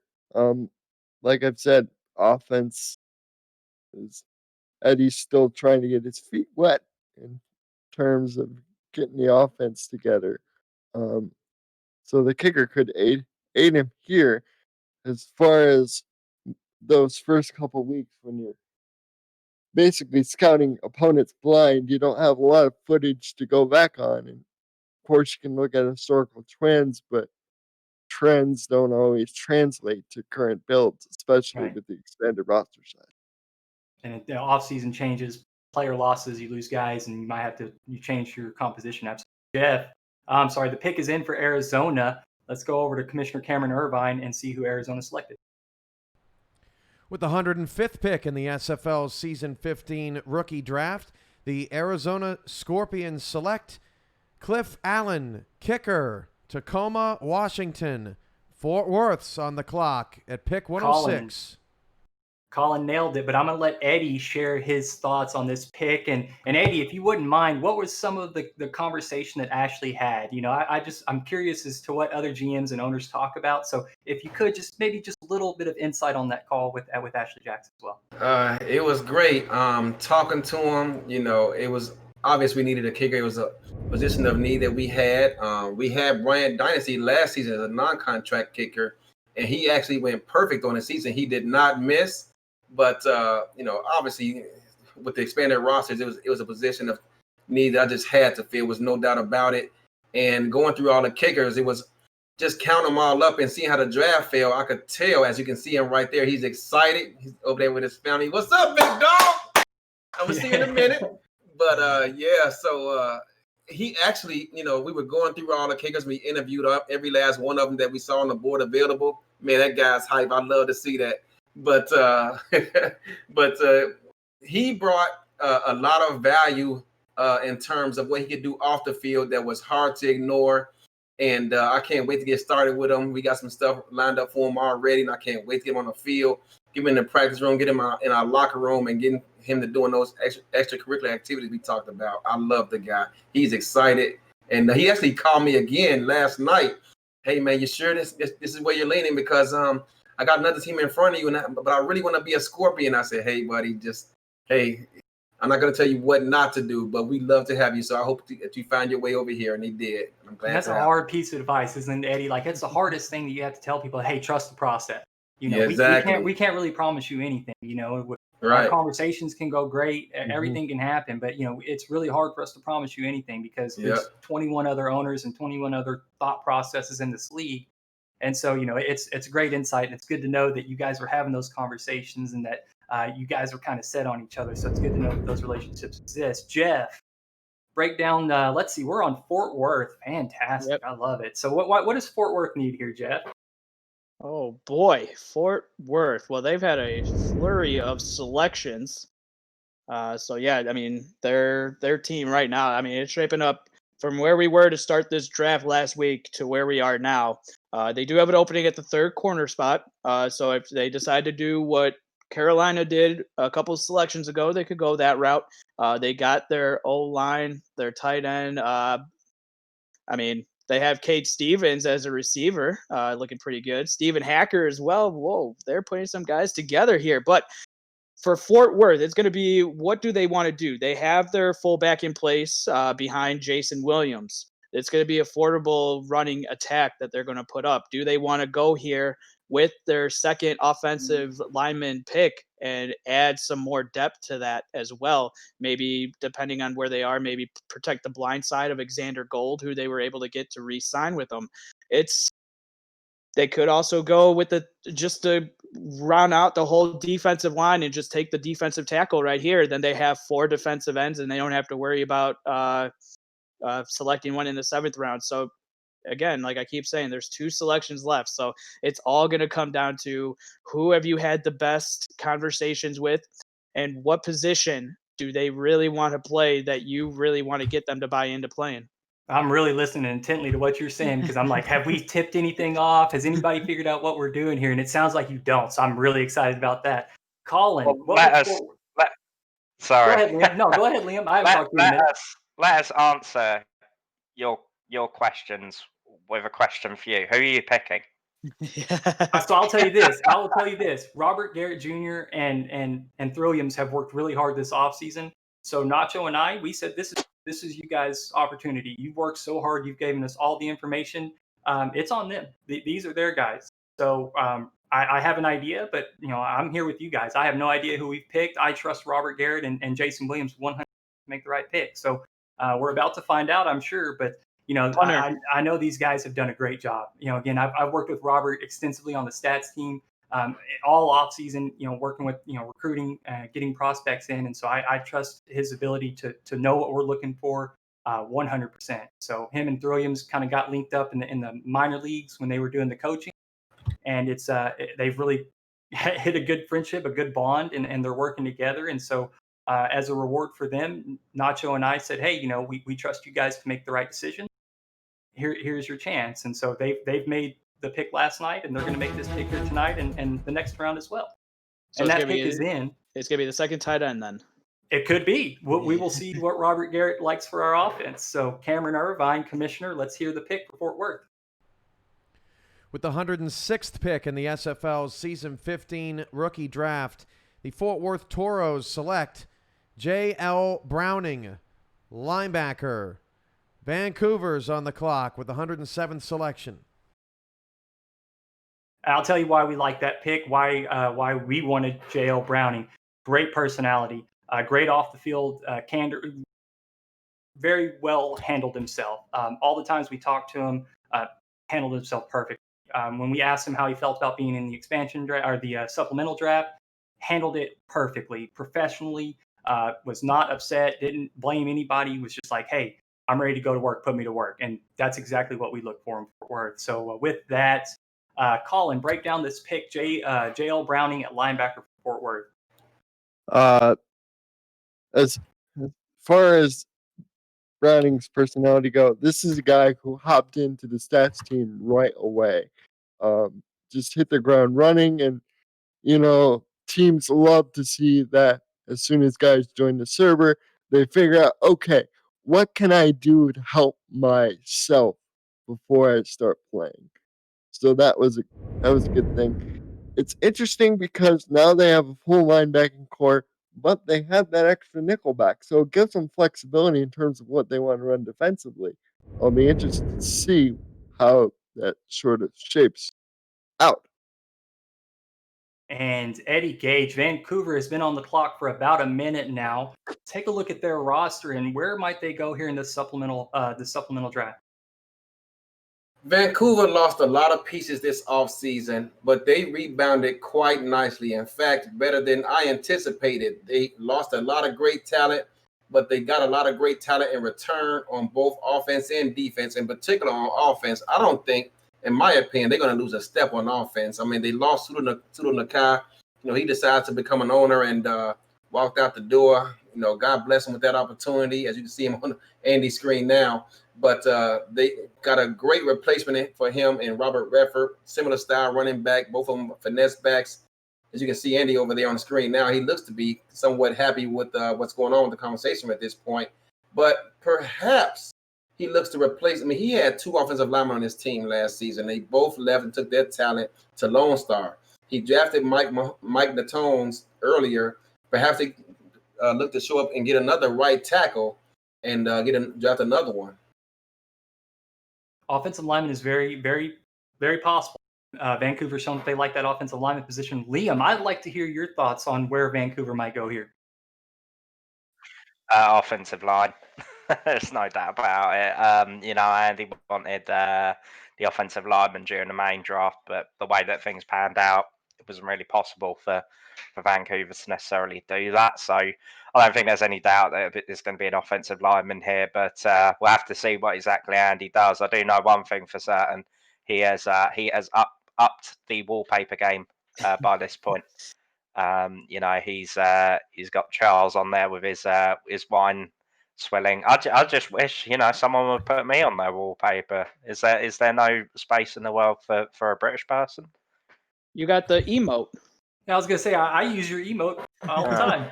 Fair point, I suppose. Fair point. But so Jeff, hey, break down this last point. Yeah, just real quick. Just want to, go back to J.L. Browning. That was a good selection. I worked with him on stats. He was on the actually the broadcast for the semifinals with me and Dan, and he was with us in the Week 8 matchup between Annapolis and Madison, I believe, to get into the playoffs. So, I mean, he was doing stats by himself Week 8 and for the SFL playoffs, or for the SFL minor league playoffs. So I appreciate I like that pick from you guys, but Look for how young Vancouver, Liam is right there. yeah, I mean, there's a lot of pictures of Liam. Yay! You just have to click on which one you want to see, because there's also the one that Jack Brown has of him giving Liam the old. Oh yeah, the commitment. I remember. That was a funny picture. I foresee difficulties in the operation of the website if Cam finds that picture. So that's all I'm saying on that. I'm joking. Yeah, no, that's proper age old Liam there. I must have been about 5 years old then. You looked it. Eddie. Let's before we time out here on Vancouver, just give us some thoughts on what they might be. Oh, let's have a Liam moment, everybody. Let's just have a Liam moment. Eddie, break down this picture of Liam. What do you think of that one? He said nobody has a background picture of him, and now he's getting flooded, and he's embarrassed. You're beat red, Liam. Cam's getting unfriended on Facebook. Harish is already getting the memes going with these, so I mean, good luck. Goodness. You asked for it. This is like hunting season for the Skyhawks now in terms of memes. It's feeding time. I would love to get back on topic. If the producer would just stop. And so, Colin Northrup, let's talk about Vancouver. Let's talk about where they're going. No time left on the clock. The pick has got to be submitted. Where are they going? Offensive line. Okay. It's perfectly clear that when he lost that father-son tackle tandem, Andy was immediately scouting for replacement. So it's got to be tackle here. All right, that's pretty much unanimous across the board. Everyone thinks offensive line. So just waiting on the card to get processed, and we will see if we're disappointed or if everybody was right here. I think this is the first time all night we've been consensus on a pick. And oh, there it is. There's the buzzer, and Vancouver's pick has been processed. Commissioner Cameron Irvine to announce. I was a little busy. With the 107th pick of the oh man. With the 107th pick of the SFL Season 15 rookie draft, the Vancouver Legion select Nate Hall, offensive line, Ohio. Baltimore is on the clock with the 108th pick. Round of applause for the panel. Good job, everybody. Jeff, let's break it down. Offensive lineman. Yes, I'm corny. So what? Yeah, so I mean, we kind of all expected this one from Andy. I mean, he's like what was brought up yesterday. He's the the owner of having the offensive lineman, and I mean, this just goes to all that he likes to do. And now he has Robert Redford. Pseudo Nokai was a great back for him, and now he gets another great back in Robert Redford. It's almost unfair how Andy gets these running backs and now to pair him with two offensive linemen again. It's going to be interesting to see with the last pick. Does he decide to go kicker, or does he go fullback and even add more firepower with that running game? He's spoiled for choice with his last selection coming up. Eddie Gage, it looks like you're chomping at the bit. What are you thinking? Well, first of all, I want to say congratulations to Lora Hall. She's a great member of the SFL. Laura Horrell. She was in our locker room last season as a non-contract fullback. She's moved on to Mexico City as a fullback. So now every non-contract player that served in the SFL last season under the tutelage of Arizona has a home, has a contract, and I'm happy to see it. I'm so excited for every last one of them. I'm so excited. In fact, what was your question again? Because I was just so happy to see Laura get drafted. Eddie's tooting his own horn and forgot the question he was asked. Yeah. So I just how do you feel about this pick? How do you feel about offensive linemen going to Vancouver? Oh, absolutely. I mean, it was no surprise there. Andy, he's been talking about it all off season about are there going to be enough offensive linemen for us to draft should we choose to get one? And I was under the mindset all along. You're gonna find someone, the Jazz gonna get moving along, and people gonna have their concerns about not being on TV and hearing their name called, and now they get the opportunity. They're looking to be diversified and explore different opportunities. And now he has a home here with Vancouver. We were actually talking about him, drafting him as a cornerback. So, but now he's off the board. We have to look elsewhere. But great move because he's a great guy. Touche. And so Liam, Baltimore is on the clock. They only had one selection in the first 4 rounds of the draft. And so where do you see Baltimore going? I did want to speak a little bit on Baltimore, but before we go ahead, Sure. I did just want to say about Vancouver's pick. I think Nate Hall is really going to give a lift to this offensive line. Okay, now I can move. Now I can move on. Baltimore. I mean, as we all know, Baltimore are an interesting team, led by interesting people. TJ is, contractually obliged to stay about 20 feet away from me at all times, which is probably not too difficult. But he's a pretty good football coach as well, with T-Pat in Baltimore. And the Vultures are always one of the teams that are there and thereabout, as was the case with the Crabs before them. So in terms of what Baltimore look to be going for, they haven't got a fullback, at least as far as I can tell from what looking at their roster so far. So we've seen fullbacks and offensive linemen have been quite popular in these supplementary rounds. So I know that Baltimore are they're very keen offensively. T-Pat, I think, is the professor of offensive play in the SFL. I know that I gave Eddie some pointers, which is based off of stuff which T-Pat has done in the past in APF. So a lot of the offensive sort of engineering and stuff in the SFL sort of goes back to what he developed. So it's going to be interesting to see where exactly Baltimore go here, but I think we'll be there or thereabouts with this pick. So, And so Colin, Baltimore, you just heard Liam's thoughts. What are your thoughts on where this Baltimore Vulture team might go? Well, it could go defensive line, but fullback here is definitely a thing. The need really is they just need to put it all together. They have good regular seasons, they're really good regular seasons, but when it comes to the playoff, they just cannot get that deep run that you think they're going to get. So hopefully for Baltimore, that changes. Yeah, it feels like sometimes their season comes slammed shut a little too soon, doesn't it? It seems like they got a lot of steam going into the playoffs and somehow beat before making it to the end. Eddie Gage, just under a minute. Where do you think this Vultures team is going to go? I see TJ has already on his staff 2 defensive ends and a defensive tackle, but he's never really been a fan of defensive lines until rosters began to expand, and he, chose to work on that aspect of his game. Maybe he gets a defensive tackle to shore up the defensive line, but I really don't think he will. Perhaps he goes with an offensive lineman if he can find someone. Otherwise, maybe he gives T-Roy Gaines a lead blocker out in front. That wouldn't that be scary if just T-Roy had some kind of blocker there, just one more guy to get in the way before he has to truck your safety or linebacker, man? You know what? I've been simming against Baltimore all this offseason. We played them week 12, and I tell you, that guy is a handful. There was one particular play in which I kid you not, I should have recorded it.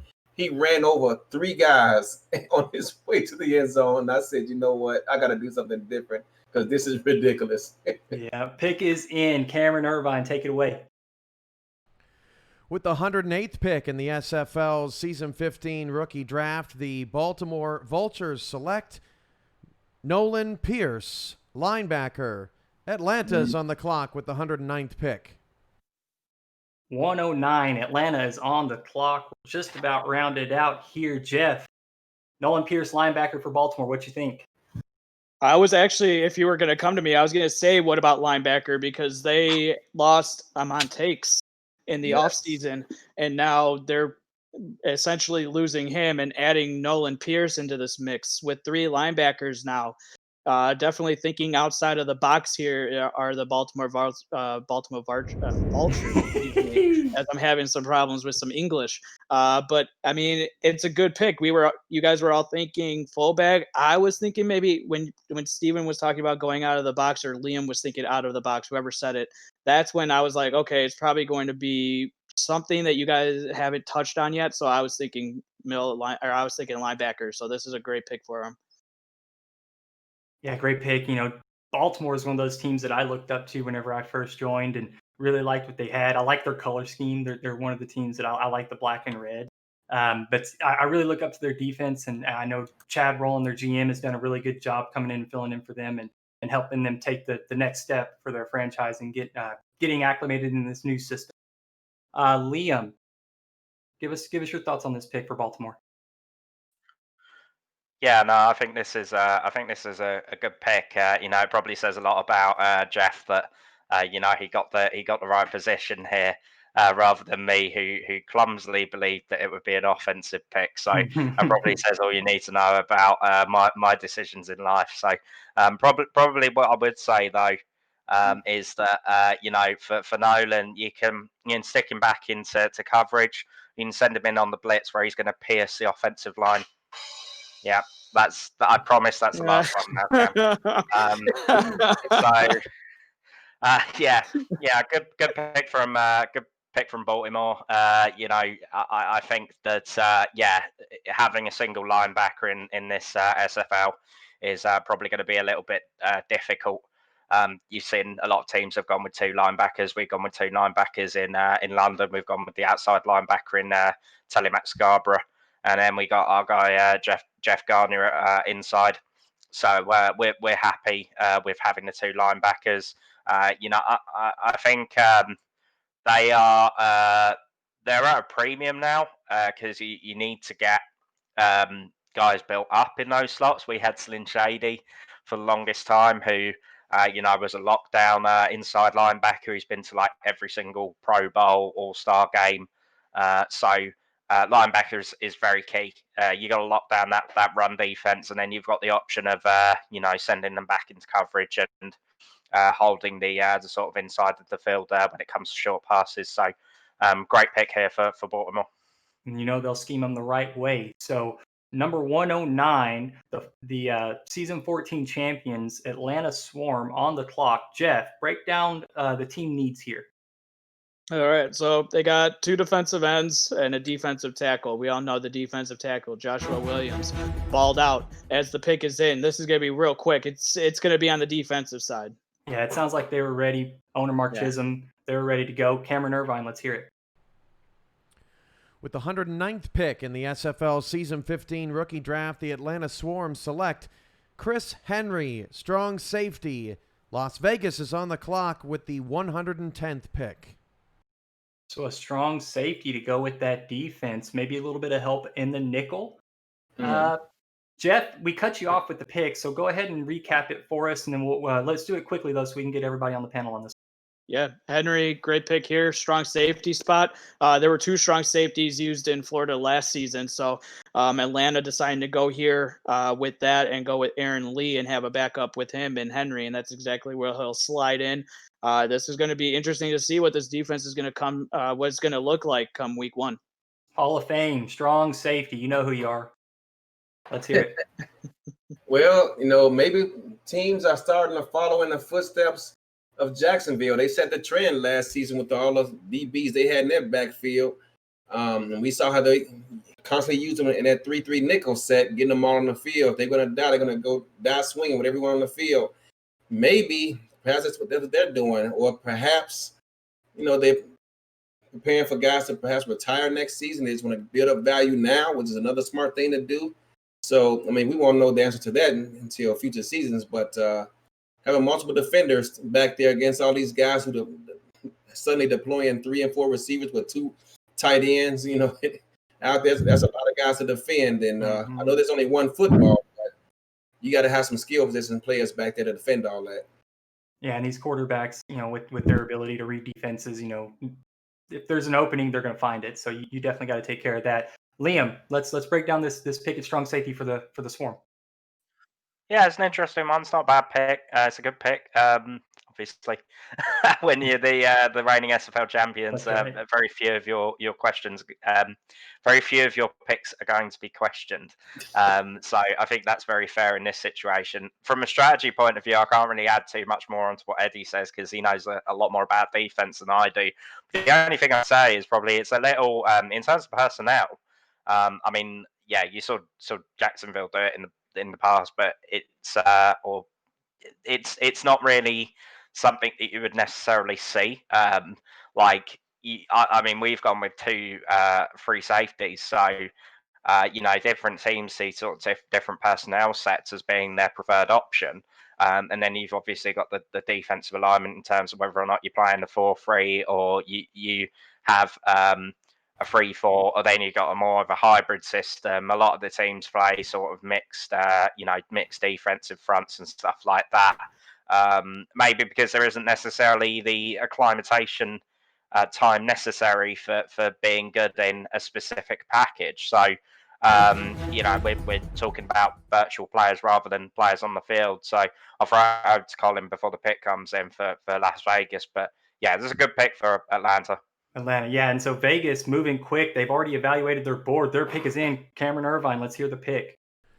With the 110th pick in the SFL's Season 15 rookie draft, the Las Vegas Furies select A.K. Jones, defensive tackle, Wiley, Texas. Queen City's on the clock with 1-1-1.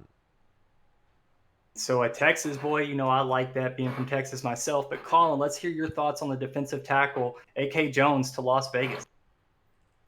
Well, we saw A.K. Jones be a really good player for Boise, Mud Dogs. So this is a good pick by Las Vegas, adds to their front 7, Now they have those 3 linebackers and the defensive tackle to go with those 2 defensive ends, Rhett Sawyer and Tank Hutt. It's a good pick here. It is a good pick. They had some turnover in the offseason, the Fury did. So Eddie, how do you think that their picks in the supplemental draft, in the regular draft, and in the free agency, how do you think they look on paper, and what do you think about the pick and how it helps their team?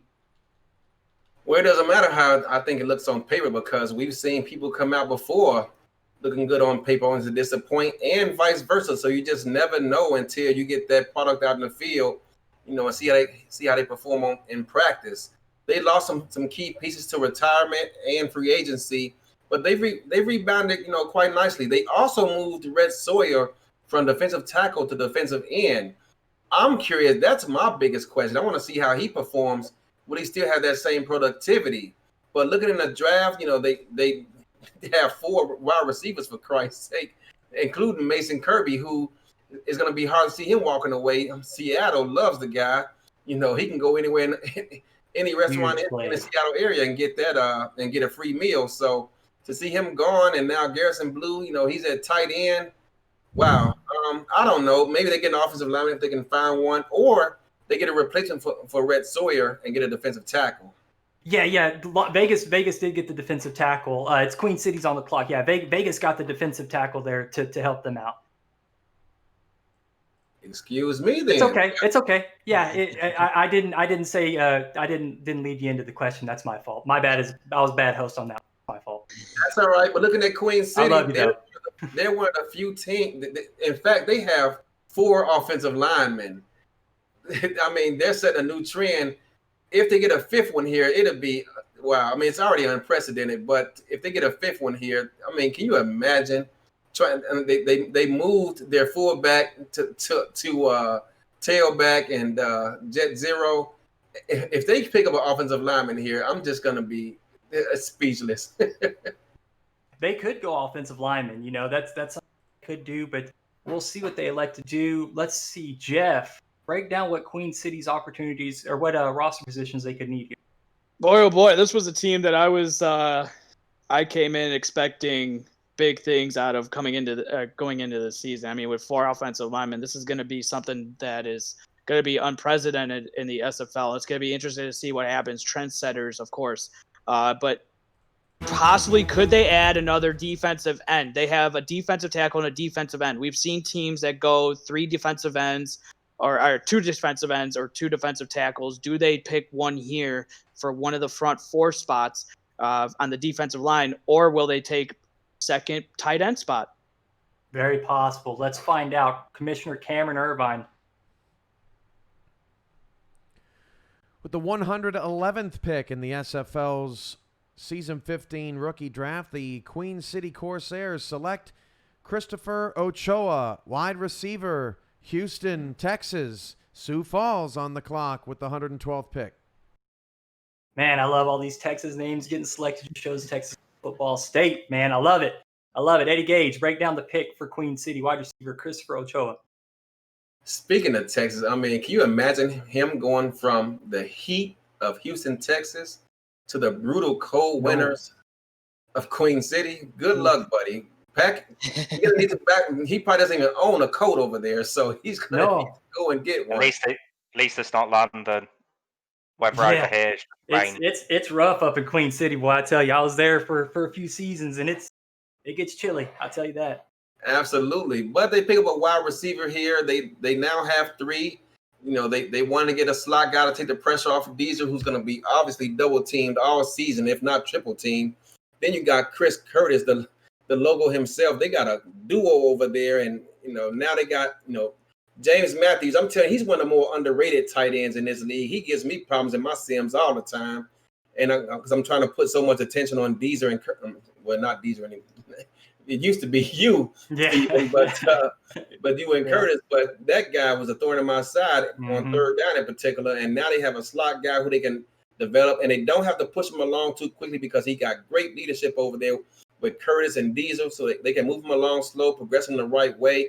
And if he is patient, he can be a great weapon, utilized downfield and third down situations, short yardage situations.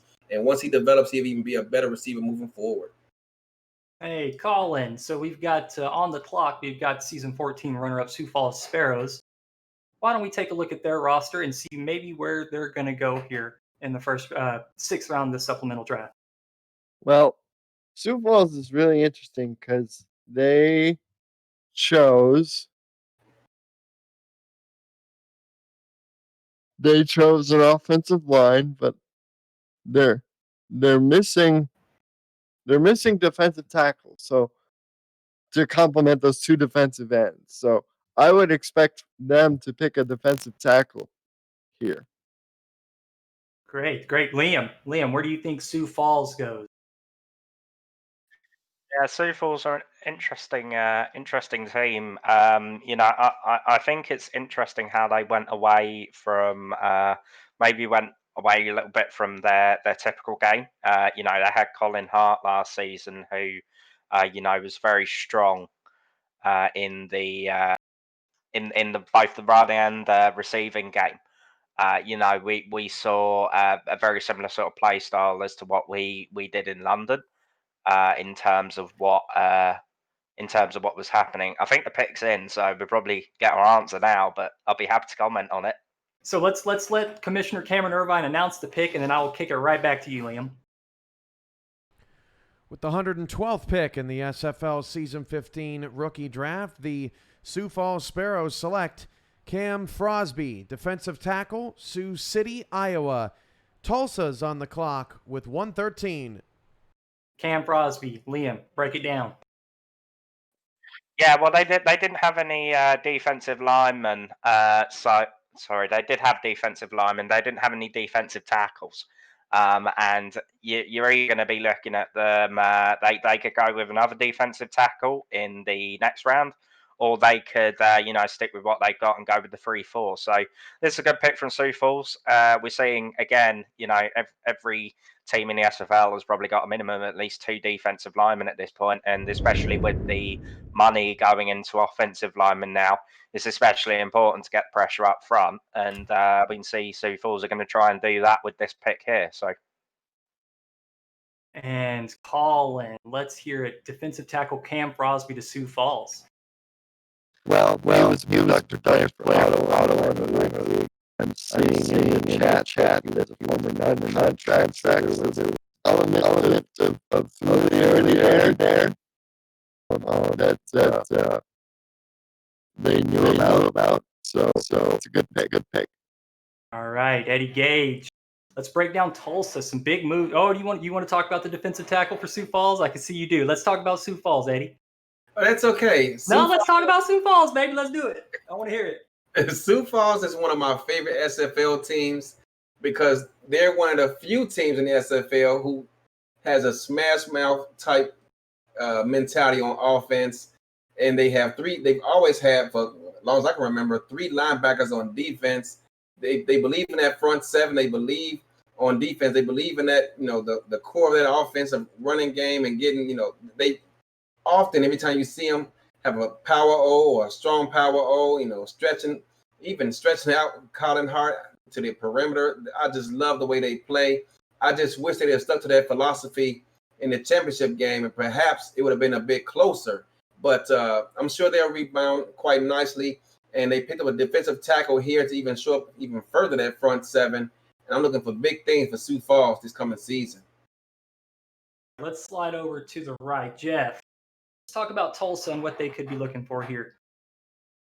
Tulsa looking pretty good right here, setting up really well with their second to last pick. Sanzo Robinson, their halfback, could they decide to go give him a little bit more help, get a fullback going? Or do they want to go the route that we've seen some teams go in this round 6 and go with a third linebacker? But here, I think free safety might be the way to go. They have an opening there for a while.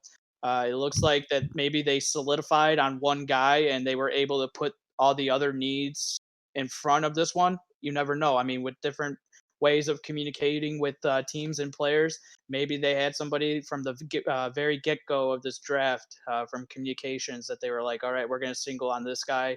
And maybe he was like, all right, I will, whatever you got to do to get me here. And so maybe they knew they had somebody, and maybe now is the time that they take their free safety of the future. Yeah, so there you notice on Tulsa's roster composition, Liam, free safety is noticeably absent. You feel like that's the pick, don't you? Yeah, I think that's the pick. People know in the chat how much I love free safeties. I've been very effusive in my praise for free safeties. So I think this is going to be a free safety. Gabe Manning, no matter how much money you can give him, he can only play wide receiver. So get some of that money on free safety, Tulsa. You can do it. And Colin, free safety, the way to go for Tulsa, do you think? Yeah, free safety is definitely the way to go here. If you don't run without a free safety, you're just asking for teams to bomb you over the top. So free safety's got to be the pick here. And so another consensus from the panel, Eddie, looking at free safety for Tulsa, wouldn't you agree? It's pretty big opening. So would that be another consensus on the panel that we're thinking free safety here?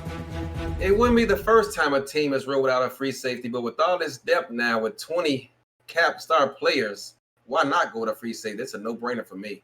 And the pick is in. Commissioner Cameron Irvine to announce Tulsa's pick. With the 113th pick in the SFL's Season 15 rookie draft, the Tulsa Desperados select Ezekiel Love, free safety, Baltimore, Maryland. Florida's on the clock with the 114th pick.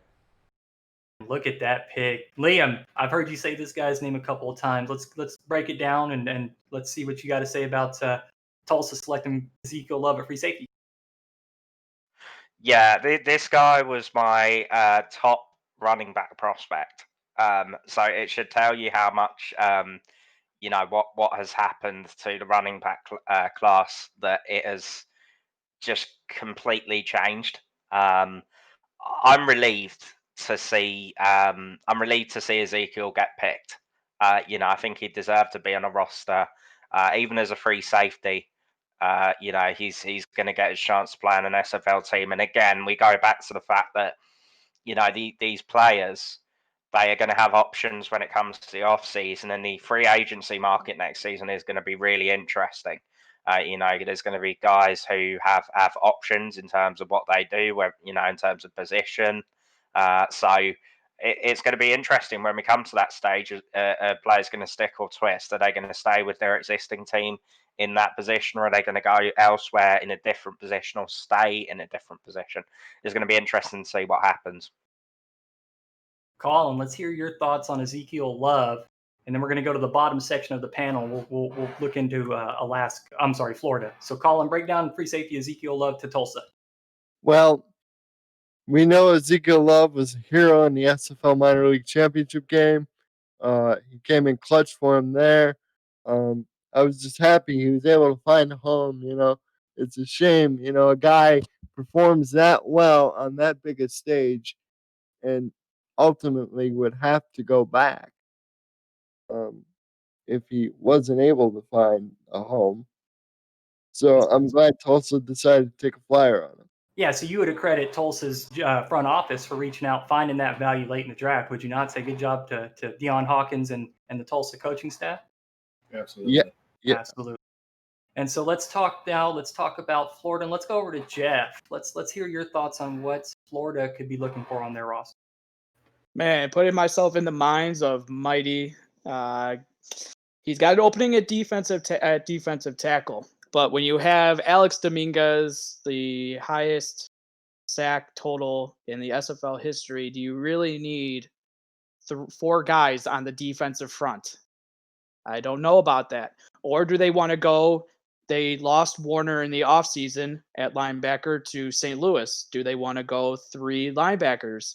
But then I look and they have J.W. Doyle, who I think moved to running back. So they have an opening at fullback. But I see they have no tight end because E.J. Minson, the tight end that was there, moved to receiver. Does Mighty now draft somebody in that tight end spot? Because he does have 1 offensive lineman. I mean, it's so – there's just no good – there's just so many ways that he could go because of how this team is set up now. Yeah, and he's known as being a kind of a guru, a legend in this league. So no doubts that he's taken the time to prepare. And the pick is in. Commissioner Cameron Irvine, take it away.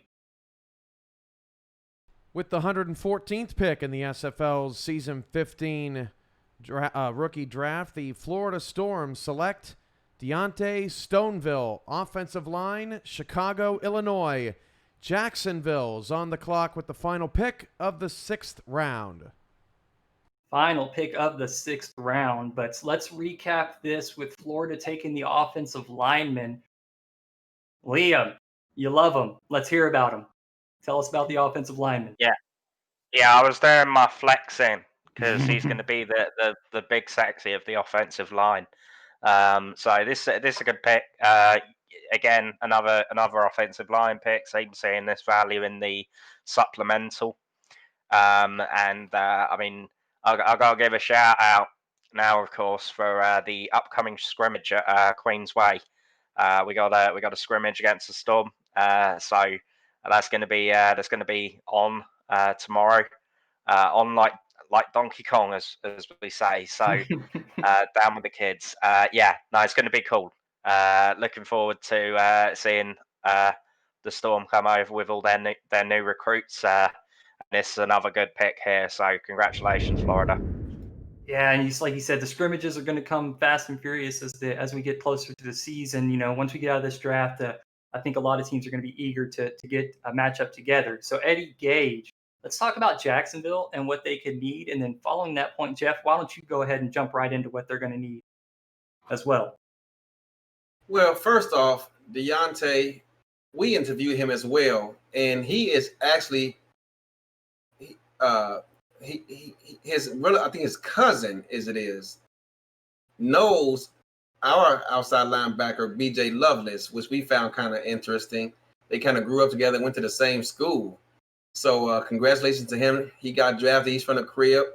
There's a number of Chicago players here representing, so happy to see that happening. As far as Jacksonville concerned, I've been thinking about that pick too, because I mean they picked up an offensive lineman, which I did not foresee happening. They got one now, so do they draft another one? I don't know if there's even any left. I mean, he's an offensive guy. We all know that he likes to throw the ball downfield early and often. But Jared Willis, I noticed in a couple of games last season, was involved more heavily in the offense than in what he usually does. And I reached out to him during the game and said, hey, man, I noticed you got Jared Willis getting a bit more involved. And he goes, yeah, well, we saw something we liked that we thought we could take advantage of, and so that was our game plan. It worked out for him both games. But so maybe he gets him a fullback now that Jared is starting to progress along a bit further, and he'll be used more often. Yeah, that's interesting. Fullback is the being the way to go. But you said that he likes to throw the football. He could go with another fourth receiver here to pair with Jack Wall, the tight end, who we all know is a sure thing around the end zone, receiving wise. So if they do decide to go offense, it's going to be interesting. Do they want to go with the fullback or another offensive line? Like Eddie said, is there any available? You could find the offensive lineman. You just have to be able to talk them into playing that position if that wasn't one of their primary or secondary positions. Yeah. But I mean, they got pretty much everything is set here. I mean, we saw with Florida, they drafted a second offensive lineman. So is that something that Jacksonville now counters with? Because we all know Jacksonville and Florida seem to be the ones that no matter what, when the games are on the line and that they have no matter if it's a good season or bad season, they seem to somehow always meet in the semifinals. So do they counter each other here and go 2 offensive linemen? And so immediately after this pick, we are going to take a quick break before we go into round 7 of this supplemental draft. So the last pick of the 6th round of the Simulation Football League Season 15 supplemental draft, Commissioner Cameron Irvine for the pick.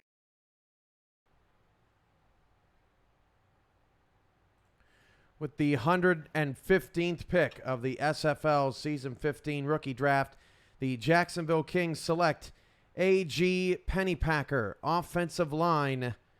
How about that name? 6. Good grief. Jacksonville gets an offensive lineman. Guys, let's hear your thoughts. Let's round this panel out and get us a quick break for round 7.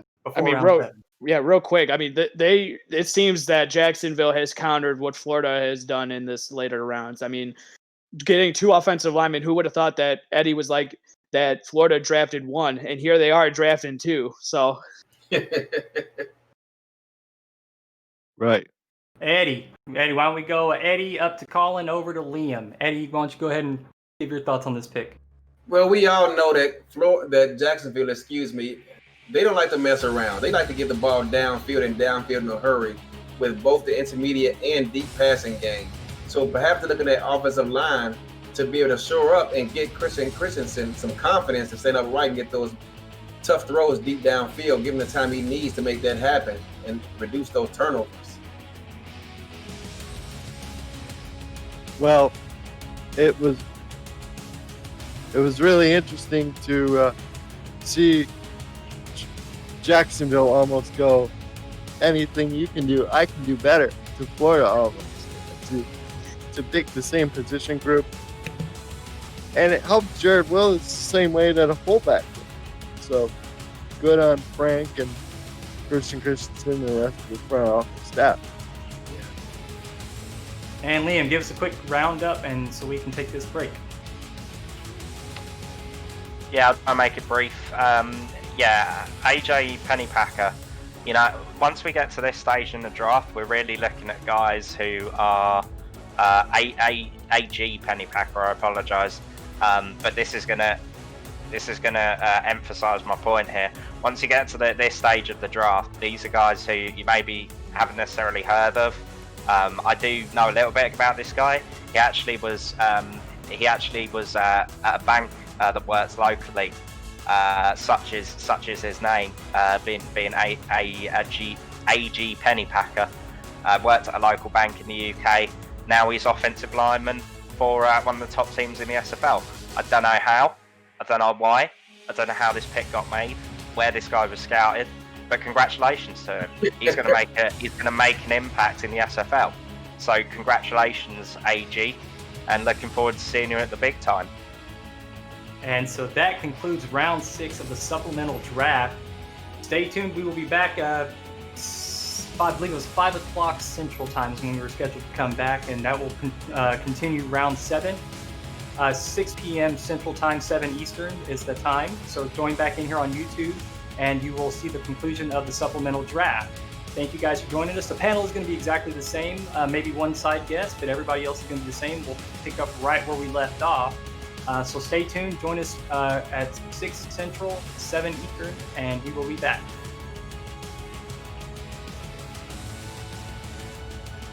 All right.